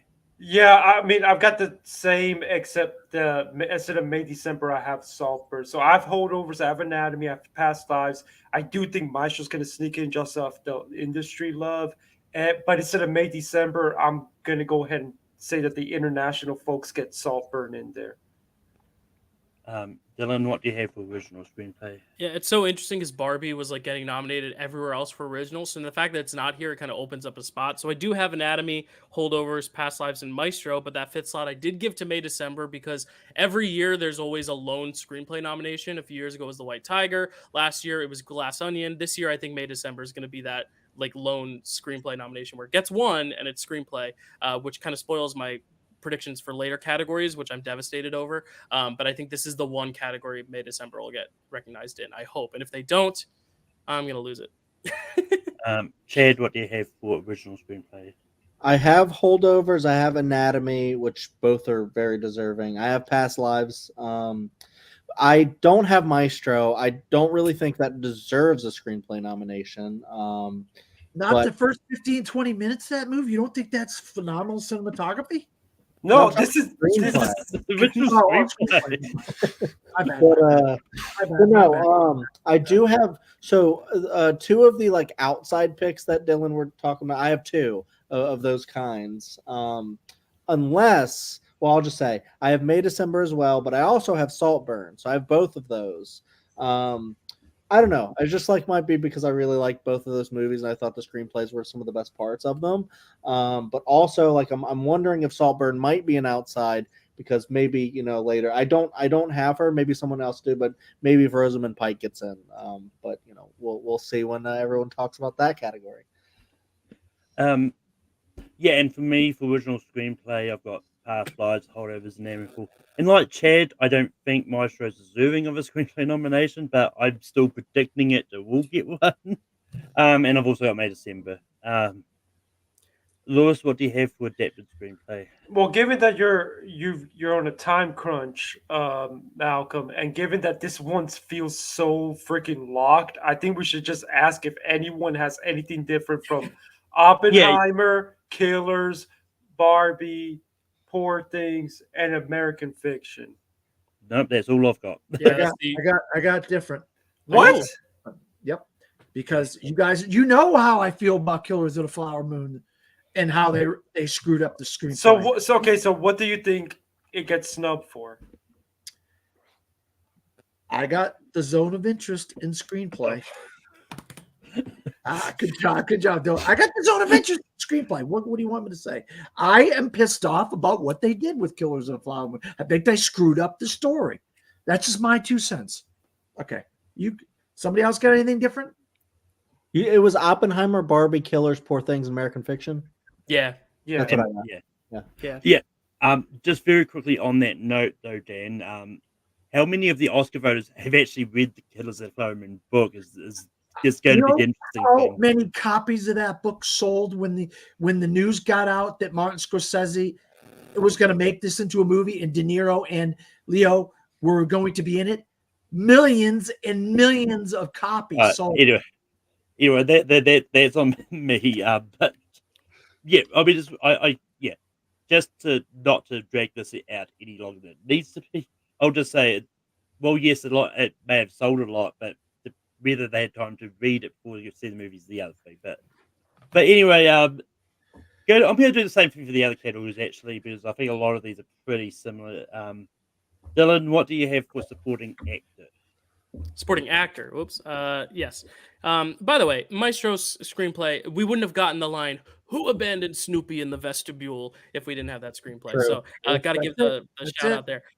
Anyway, supporting actor, I think this one is, I think all the acting categories except for one are very tricky. I do have De Niro, Gosling, and Downey Jr. as like the top three. Those are safe. The next one, I think one of the Poor Things guys is going to get in. I just think because of SAG and because he's a more lovable character in the film and less of like the villain, I'm going Willem Dafoe for Poor Things. And then the fifth slot, because BAFTA likes to give us a nomination to chew on, likes to, spice it up a little bit. I'm going Dominic Sessa for The Holdovers. Since I saw that movie, I said from the beginning, that kid's going to get nominated. I know there's a stat about first-time nominees having a tough time. I understand that. He's not a kid, though. He's like a young adult, which I think helps him. And just the idea that The Holdovers, because it performed so well at BAFTA, I think it's on the rise. It's getting a lot more acclaim, I think it's the number 2 right now behind Oppenheimer in terms of likeliness to win Best Picture. So I think it's going to get some surprise nominations. I think editing is going to be a surprise, and I think supporting actor is going to be a surprise there, because I do think Dominic Sessa is on the rise. And I know he didn't get Critics' Choice, but it's because he was in the young actor category, so he couldn't get both. So I think he would have gotten a Critics' Choice nomination had he been eligible. And I just think, I think BAFTA hurt American Fiction's chances in my head of getting a lot of nominations, and I think May December is more of a pipe dream of mine. So I don't think Charles Melton will get in, even though it's going to make me cry. Yeah, I do have a different one different, and it's just same movie, just different person. I've got Ruffalo instead of Defoe. You have Sessa though? I did actually put Sessa in because Nice. because of Charles Melton dropping off. Anyone else with anything different? For supporting actor? I actually have the same top 3 as Dylan, and I actually did also put in Dominic Sessa because I heard his spiel in his video, Dylan's video, and then I really want to see all 3 of those guys, people get nominated from the holdovers. But I'm probably going to regret it because I think someone from Poor Things is probably going to get in there, but I'm saying that they're going to cancel each other out. And we're going to get Sterling K. Brown instead because I saw his performance in American Fiction, and I was like, I want that. He was great. Yeah, I'm playing it kind of safe and sort of like hoping that maybe I only get one wrong here. But I'm actually going to go ahead with the SAG 5 and say that it's William Dafoe and Brown who are the last 2 there. But I do think there's a chance for Dominic Sessa to sneak in there. Well, we all have like a mix of the same 2 that aren't Gosling, De Niro, and Downey Jr. We all have a mix of those same 2, and or whatever. But I do not have Defoe. I actually do have Ruffalo. I just think he gives the more out there performance, that's the more flashy performance than Defoe. I think Defoe kind of gives a kind of more of a straightforward performance. It's the makeup he's playing into the makeup, I guess, a little bit. And I think as the season has gone on more, one of the flashier performances, one of the crazier and wilder, and I think you got to look at that SAG nomination because they love him at SAG, and it's going to translate into the movie side of things instead of the TV side of things, and that's Sterling K. Brown he almost upstages Jeffrey Wright in American Fiction, almost upstages Jeffrey in a lot of ways. So I could see where it's Sterling K. Brown and Mark Ruffalo instead of Willem Dafoe. Yeah, but this is going to be the most. I don't know if how much similar to this people have, because this is the most all over the category as it is. Best supporting actress, Chad. Who do you have? So I mean, of course I have Divine Joy Randolph because I mean she's pretty much like the lockiest of locks, I think, in the whole all the categories. I also have Emily Blunt. I think Jodie Foster's on a surge. I have Danielle Brooks, and then I don't know. This is probably not going to happen, but maybe I have America Ferrera from Barbie. I've actually got one different from that, and because the Oscars love Penelope Cruz, I got Penelope Cruz for Ferrari in here. Anyone else with anything different? I've got the same 5 as you, Malcolm. The same. I dropped my 2 that you guys. I was talking these 2 up the other day, and everybody was like, "No, you don't know what you're talking about." So I dropped them after listening to a bunch of shows, and now I got Jodie Foster and Sandra Hüller. Yeah, I have the same, Dan. So I have Divine and Emily and Danielle Brooks. Danielle Brooks makes me a little worried because she'd be the only nominee for Color Purple. So like that actually has me worried that she'll be like a big shocking snub. I do have Jodie Foster though for Nyad. I mean, she's just been getting all the precursors she needs. But the 5th slot is the big one that I thought I was going to be bold for, but Dan also picked it, is Sandra Hüller for The Zone of Interest. Here's a stat that has barely been broken. Of the Best Supporting Actress category, there have always been at least 3 Best Picture nominees represented. And if Sandra Hüller doesn't get in, and it's either Penelope Cruz or Julianne Moore, that would only be two. That would be The Holdovers and Oppenheimer for Divine Joy Randolph and Emily Blunt. So I was thinking of all the other Best Picture contenders who would fill that third slot, because I don't think since like the 60s there have ever been less than 3 Best Picture nominees represented. And I think it's between Sandra Hüller and America Ferrera because of that. Because America Ferrera for Barbie, Sandra Hüller for The Zone of Interest. I just think because of the BAFTA, I think Sandra Hüller is on more people's radars. I really think last year, if All Quiet on the Western Front had a recognizable name in its cast, it would have gotten nominated because that movie had a surge. I think Zone of Interest is having a surge, and I think Sandra Hüller is a notable name because also actress is very competitive. Some people might be like, maybe she's not going to get in for Anatomy of a Fall. So I'll nominate her for Zone of Interest because that's a more open field. But that could also lead to a double nomination, which is, spoiler alert, what I'm predicting. So I think Sandra Hüller will make history as the first ever double nominee for 2 non-English language films, and I think that Best Picture stat is going to stay alive with Zone, Holdovers, and Oppenheimer all in that 5. So that's why I'm going Sandra Hüller, even though it's, I think, a ballsy pick, a risky pick, a not so likely pick. I think weeks ago I would have locked Julianne Moore in there, but she's kind of fallen off, which is devastating as well. So, but I think Daniel Brooks could be the big shocker that kind of sends waves if anything crazy is going to happen. Can I ask Dan, and really quick, because I know it sounds like you've gotten off that train of your theory that Lily Gladstone could end up getting placed into supporting. Yeah, I was very, I wanted to do it.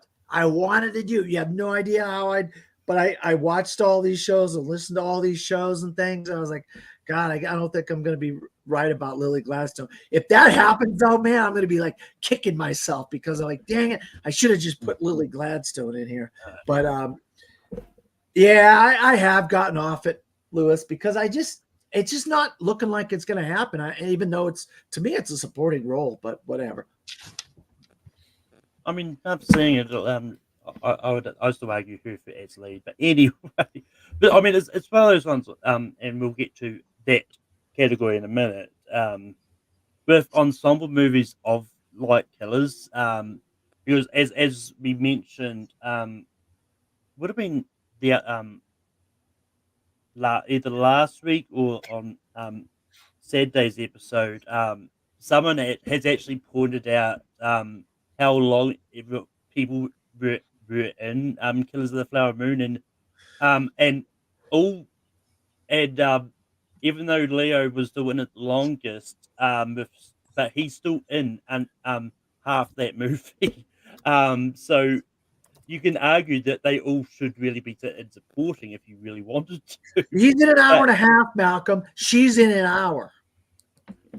We looked at it Saturday. Which is still a considerable amount of a 3.5-hour movie. Let's be fair. Anyway, moving on to Best Actor. I've got, and this is we're all probably going to be in the line, and someone's going there, but I've got Cillian Murphy, Paul Giamatti, Jeffrey Wright, Bradley Cooper, and Coleman Domingo for Rustin. Anyone with anything different? Same thing. Same. I think that's pretty locked in. Yeah, that's what I have. I just have Giamatti at the top. Yeah. We're all in agreement. How crazy is that? That Best Actor of all categories is the one where we're like, that's easy. I've been saying it all along, though. How long have I been saying this, guys, with these 5? For months, haven't I? Yes.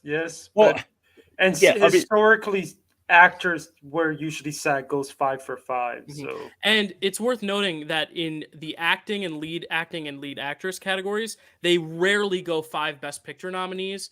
So Rustin getting in makes a lot of sense because if Leo were to get in, that would be 5 Best Picture nominees, and that usually never happens with actor or actress. Yeah. Though if Rustin misses song and they haven't announced actor yet, that would make me a little worried for Coleman. Yeah. But I think he's in. Yeah. And I think even with that stat, I think even then Barry Keoghan might be more likely than Leo because of that stat. So yeah, I mean, it's one of those. I think if anything, if Rustin gets in anywhere, it's actor. I think is its best shot. If anything, but yeah, and the only reason why I wasn't too sure about Rustin getting a lot of love is as I said earlier, like Netflix are trying to juggle a lot of different movies in this race. With Rustin, Naya, and Maestro, and all that, so that's why I was hesitant about predicting Coleman before even seeing the movie. Anyway, Dan, what do you have for Best Actress? Now, this is going to be the one that's kind of wacky because, boy, this is a tough one.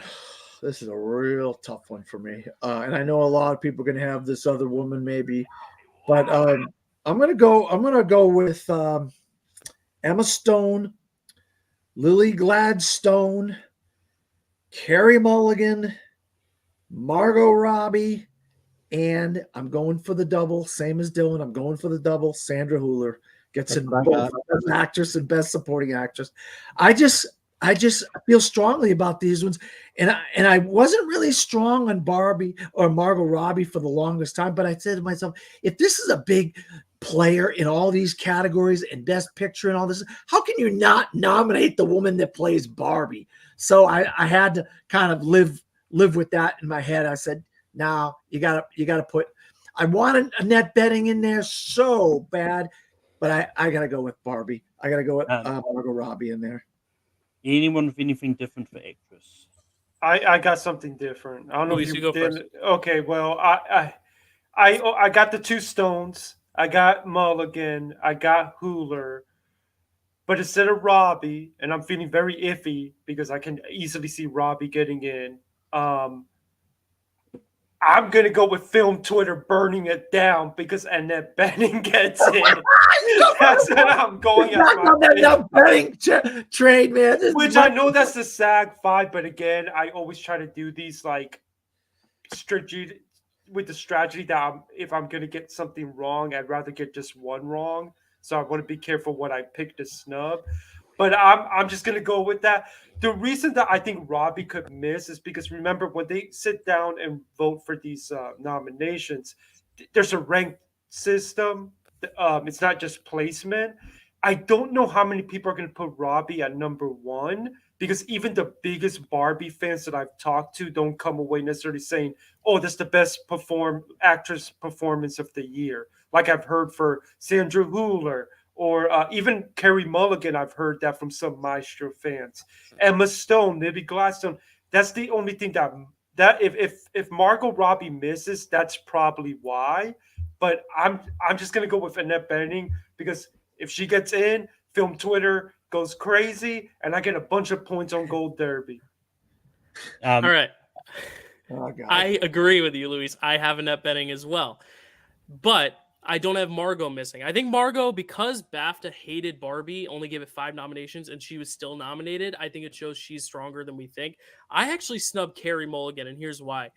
I think Maestro itself has been losing a lot of stock in terms of popularity. It's been getting, whatever controversy aside, just people aren't as receptive to it, audiences in general. And I think when you look at who's been like doing a lot of the marketing for it, I think a lot of it is Bradley Cooper's like front and center face of Maestro, which I know the movie has been trying to say, no, it's Carey Mulligan's story. Like she's the lead of the movie. And I agree, but it could be one of those things like Lily Gladstone, even where it's like, do people consider her more supporting if they haven't seen the movie or if they've seen a lot of other movies and kind of forget that movie? Are they thinking, oh yeah, it's the Leonard Bernstein movie, let's award Carey Mulligan? That's been my concern the whole time for Carey Mulligan, is that she's more of a supporting, on paper, supporting role, even though she is in a lot of the movie, obviously, and she's a big part of it. The reason I have Annette Bening, though, and this goes back to what I said about actor, does anyone want to guess when the last time the Best Actress 5 was all Best Picture nominees? I want to say that was sometime in the 60s. A little later, 1977. Oh, so you okay. had 2 actresses from The Turning Point. You had Annie Hall, Diane Keaton. You had Goodbye Girl with Marsha Mason and Julia with Jane Fonda. So it had, since 1977, there has not been a Best Actress lineup with all 5 Best Picture nominees, which is why if you're predicting Emma, Lily, Margot, Sandra Hüller, and Carey Mulligan, all 5 of them are going to be from Best Picture nominees. So then I started thinking, who else could get in? I think it's between Fantasia for Color Purple, because I don't think that's going to get Best Picture. I think Annette Bening for Nyad could get in because that's not going to be Best Picture. And then Anjanou Ellis for Origin, if we're going to get a To Leslie situation, could very well happen because Frances Fisher is pushing the hell out of her. The difference is the AARP Awards, which is a weird stat. Yeah. This is something I found just from researching, has never missed an actor since its inception in 2002, except for 2005 and 2006. Of their nominees, there's always been at least one crossover with the Oscars. This year, they nominated like Julia Roberts for that Obama movie he made, the Mr. Robot guy, the one I forget the name of it, Leave the World Behind. Hey, yeah, Leave the World Behind. They nominated Origin, Anjanou Ellis, Juliette Binoche for The Taste of Things, Helen Mirren for Golda. I don't think any of the four of them are getting it, but they did nominate Annette Bening. So if the stat holds true and the AARP Best Actress Award always carries over to Oscars, I think Annette Bening is the one to bet on. So I have Annette Bening as my number 5 there. I think there's a good chance she gets in. The only thing is I don't know who to snub, so I took Carey Mulligan out. That I feel less confident in, but I feel more confident in Annette Bening getting in because I really think people are underestimating her, especially with Jodie Foster. For Jodie Foster to get in by herself with no other nominations for Nyad feels a little weird. So I feel like they're going to almost, if the same people who are voting for Jodie Foster are going to vote for Annette Bening. It's what happened with SAG. I think it's going to happen again. That's just where my brain is at right now. But that AARP stat and the fact that since 1977 we haven't had 5 Best Picture nominees in actress, I think that is enough for me to convince myself to at least put in Bening or Fantasia. Yeah. And I mean, the other thing I will throw in here is the other possibility is the actors branch. They might be in a complete split about whether Lily is supporting or lead, and she completely misses out because of that, because people just can't agree. So basically what my theory is of what happened to Katrina Balfe. Oh, yeah, she just did this all together. Because that's what I said with Lily completely missing at BAFTAs. I think that same scenario could potentially happen here as well. I'm not confident in it, which is why I've still predicted Lily Gladstone. But watch Helen Mirren sneak in and proves Dan makeup and actress correlations true. Well, no, we got Bradley Cooper and Maestro, so it's already coming true. Anyway, I can't remember who started off. So Lewis, what do you have? Who do you have for director? Well, director, obviously the big question here is if we're going to get an all-male lineup, unfortunately. And at the moment, I am predicting an all-male lineup, even though I feel very iffy about it because I can see Greta getting in, I can see Triette getting in. Heck, I actually think there's a world both of them can even get in. But at the moment, I'm predicting Nolan, Scorsese, Lanthimos, who might be a little bit weaker than some folks might think. Payne, because they just love holdovers so much that he comes along for the ride. And my international pick is Glazer for Zone of Interest. I hope I'm wrong and we get one of the ladies in there, but that's what I'm currently predicting. So I've got some. I've got some different ones. I got different ones. I got different. Yeah. So I've got I've got Nolan, Scorsese, and Lantham and Yorgos as well. I do have Greta Gerwig in here because I think DGA holds it a little bit of weight and all that. And then I've also got Jonathan Glazer from the Zone of Interest getting in here. So you're predicting a Payne snub? Yeah, I'm predicting it because I mean, just because I think The Holdovers is getting more praise for its writing than it is for its directing. That's kind of what I went with. But that would be a big sign that maybe it's not the potential number 2 we thought it was if it misses director. Well, originally I had Payne out of it too because usually the DGA goes 4 for 5 and usually one of them subs out for an international pick. So I put Glazer in there instead of Payne. But then when BAFTA happened, BAFTA has never nominated Alexander Payne, and they finally did this year. And this is the first year Payne has been up for something after the controversies about him. So the fact that he's still getting in, despite being as despicable a human being to some people as he is, that is crazy. That means they're really in favor of him and the holdovers, and they really want to nominate him.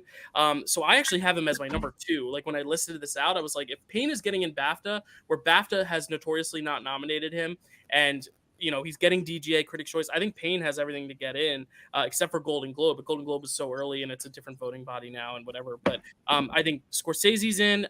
I actually kept Gerwig in. I snubbed Lanthimos. That was the one I left off, just because I really don't know. I think it's one of those things where it was between Gerwig or Lanthimos who I was going to take off. And I just think the Barbie undershowing at BAFTA is a specifically BAFTA thing. I think that's more of a BAFTA thing than an Academy thing. I still think the Academy loves Greta Gerwig just as a person, but also just loves Barbie. I just don't see a world where Barbie gets 9 nominations but doesn't get director at this point, though it is looking a little grim that we might have an all-male lineup.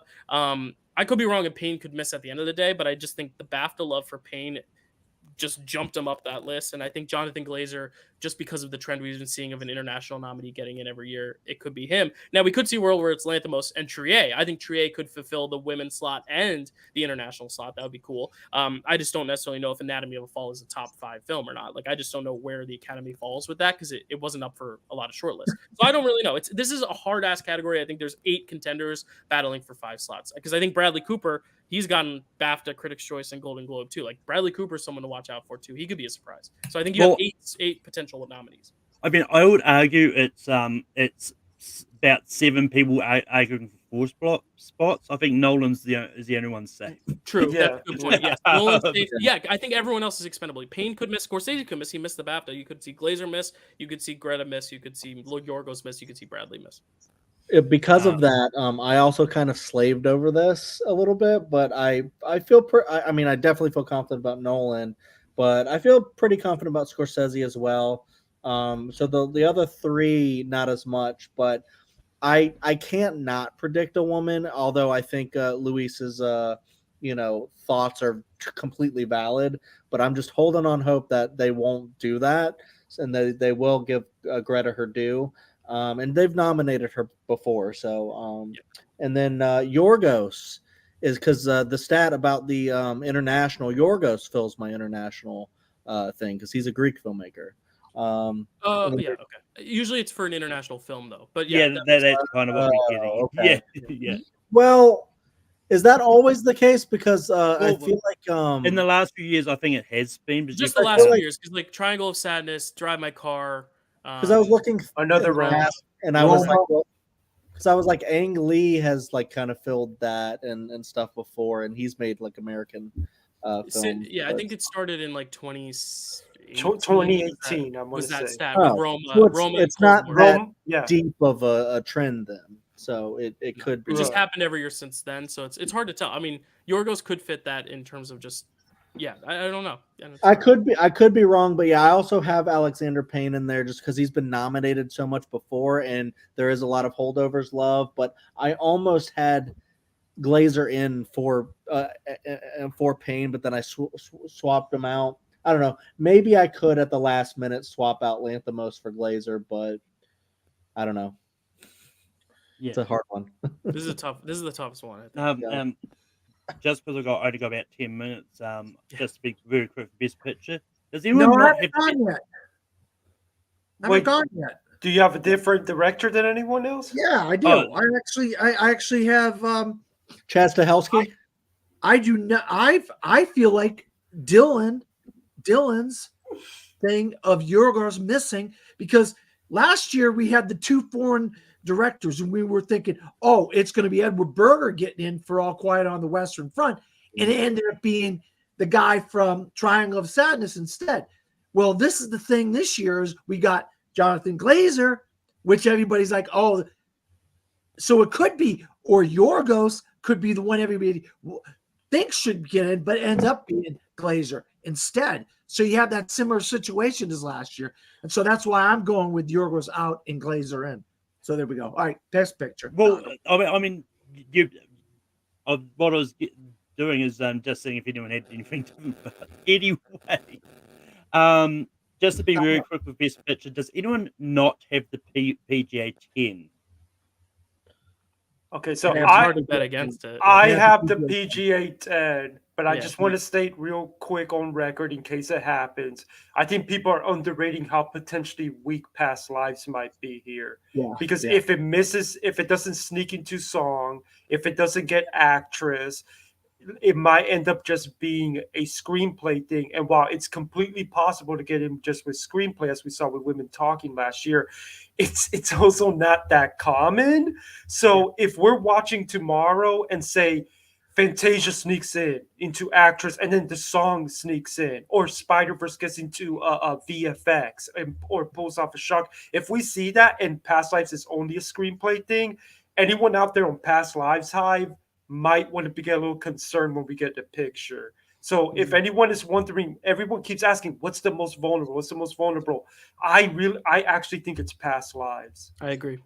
Yeah, for the same reason you mentioned, yeah, like it would only be getting that in screenplay, but Women Talking did too, and I think Women Talking was more of a question mark than Past Lives is. I just think I don't feel safe with the PGA 10 because they've never gone 10 for 10, but there's also just nothing else that I'm compelled enough to put in. So it's like one of those things where I think something will miss probably, but I just don't know what else would get in. So I'm just going to pick the 10 because I think if anything's going to come in, it could be Color Purple. It could even be Origin because Origin's just been getting that like that grassroots campaign about it, and Saltburn as well is like just a trendy pick. It got into Critics' Choice, but I just don't know what would miss. Yeah, like well, I mean, good, but you don't want to pick the wrong snub, and all of a sudden so you you go. Might as well just bet on the 10, and then yeah. I mean, like my thing about Origin, I think if its grassroots campaign does anything, it probably won't get it into too much. It might just get it into adapted and nothing else. I just maybe. Well, that's fair.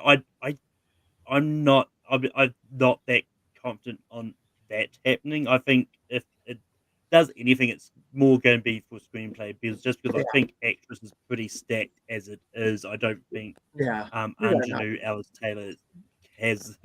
There's a deep part of me that is scared because Portrait of a Lady on Fire, what happened with that, where because it wasn't eligible for international, the Academy's going to overlook it overall. I'm worried about that for Anatomy of a Fall. So I think if you see Anatomy of a Fall miss actress for Sandra Hüller and not get director and only get screenplay, it could be a weird, shocking snub for picture. But I still think Anatomy of a Fall safe. But that's another one where I was like, I don't know. They might just be like, it's not Francis' submission. We're not going to really pay attention. The BAFTA love is what makes me That's what makes me feel good about it.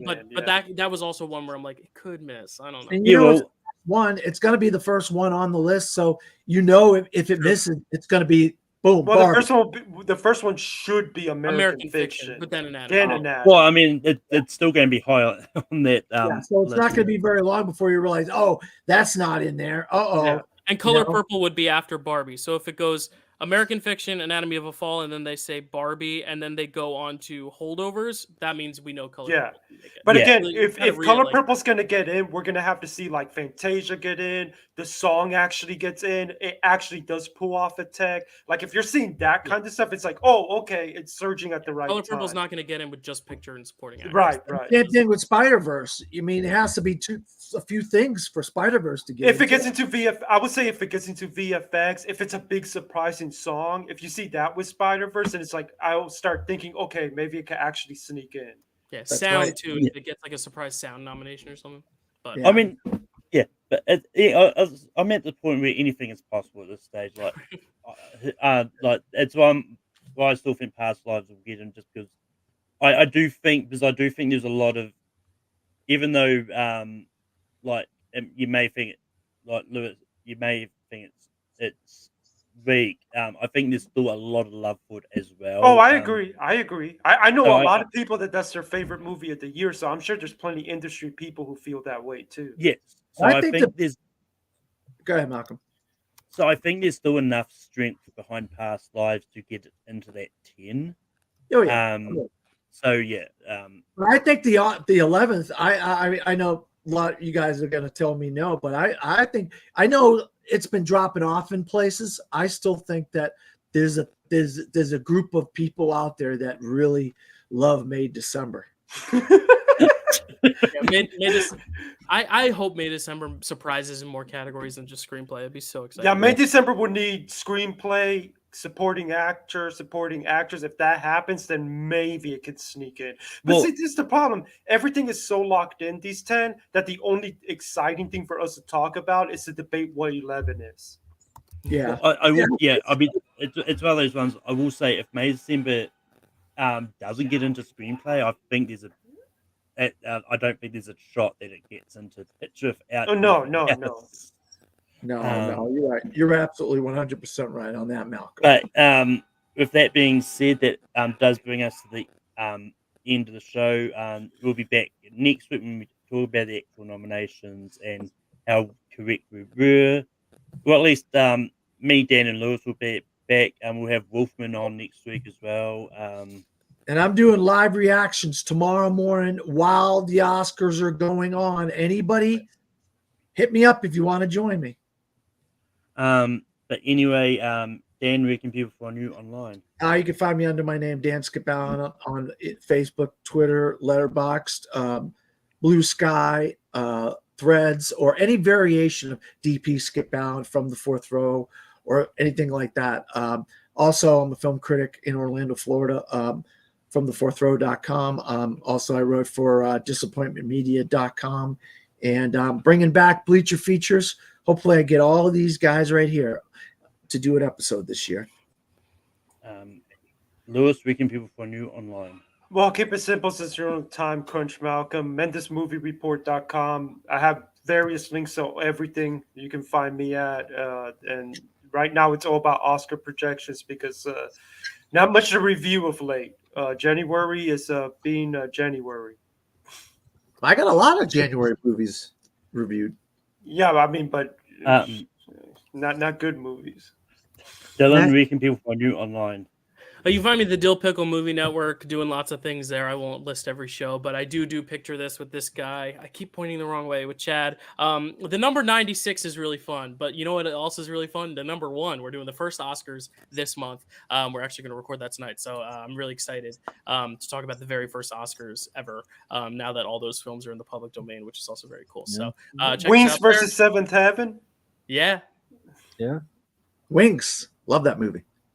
it's a great one. Yeah, it's a good movie. Chad, where can Tom people Cruise find who? you online?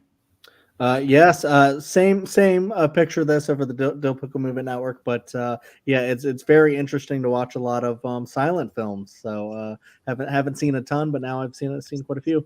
Also check out Chadwick Webb is my channel on YouTube where I rank a bunch of stuff and do other things. Check out the Nerd Entertainment Network. We do a show called Welcome to Primetime. It's mostly horror and brackets and sometimes Buffy the Vampire Slayer. And that's about it. Letterbox stuff like that. This was fun. Thanks, guys. And you can find me on Takeview Productions hosting Rankin every Sunday night. This week we're doing top 12 sports movies of the 2010s. Dan will be there. And you can also find me in just a few minutes actually over on the Movie Hero Network. We're doing a tournament fights on movies of 2023. So some of you talked about it will be all put into a random bracket. It'll be a 3-part series, and Let's go Golda. Gold is not on the list. I don't. but yeah. That being said, time to go out. I'm not going to bother play a clip, but yeah.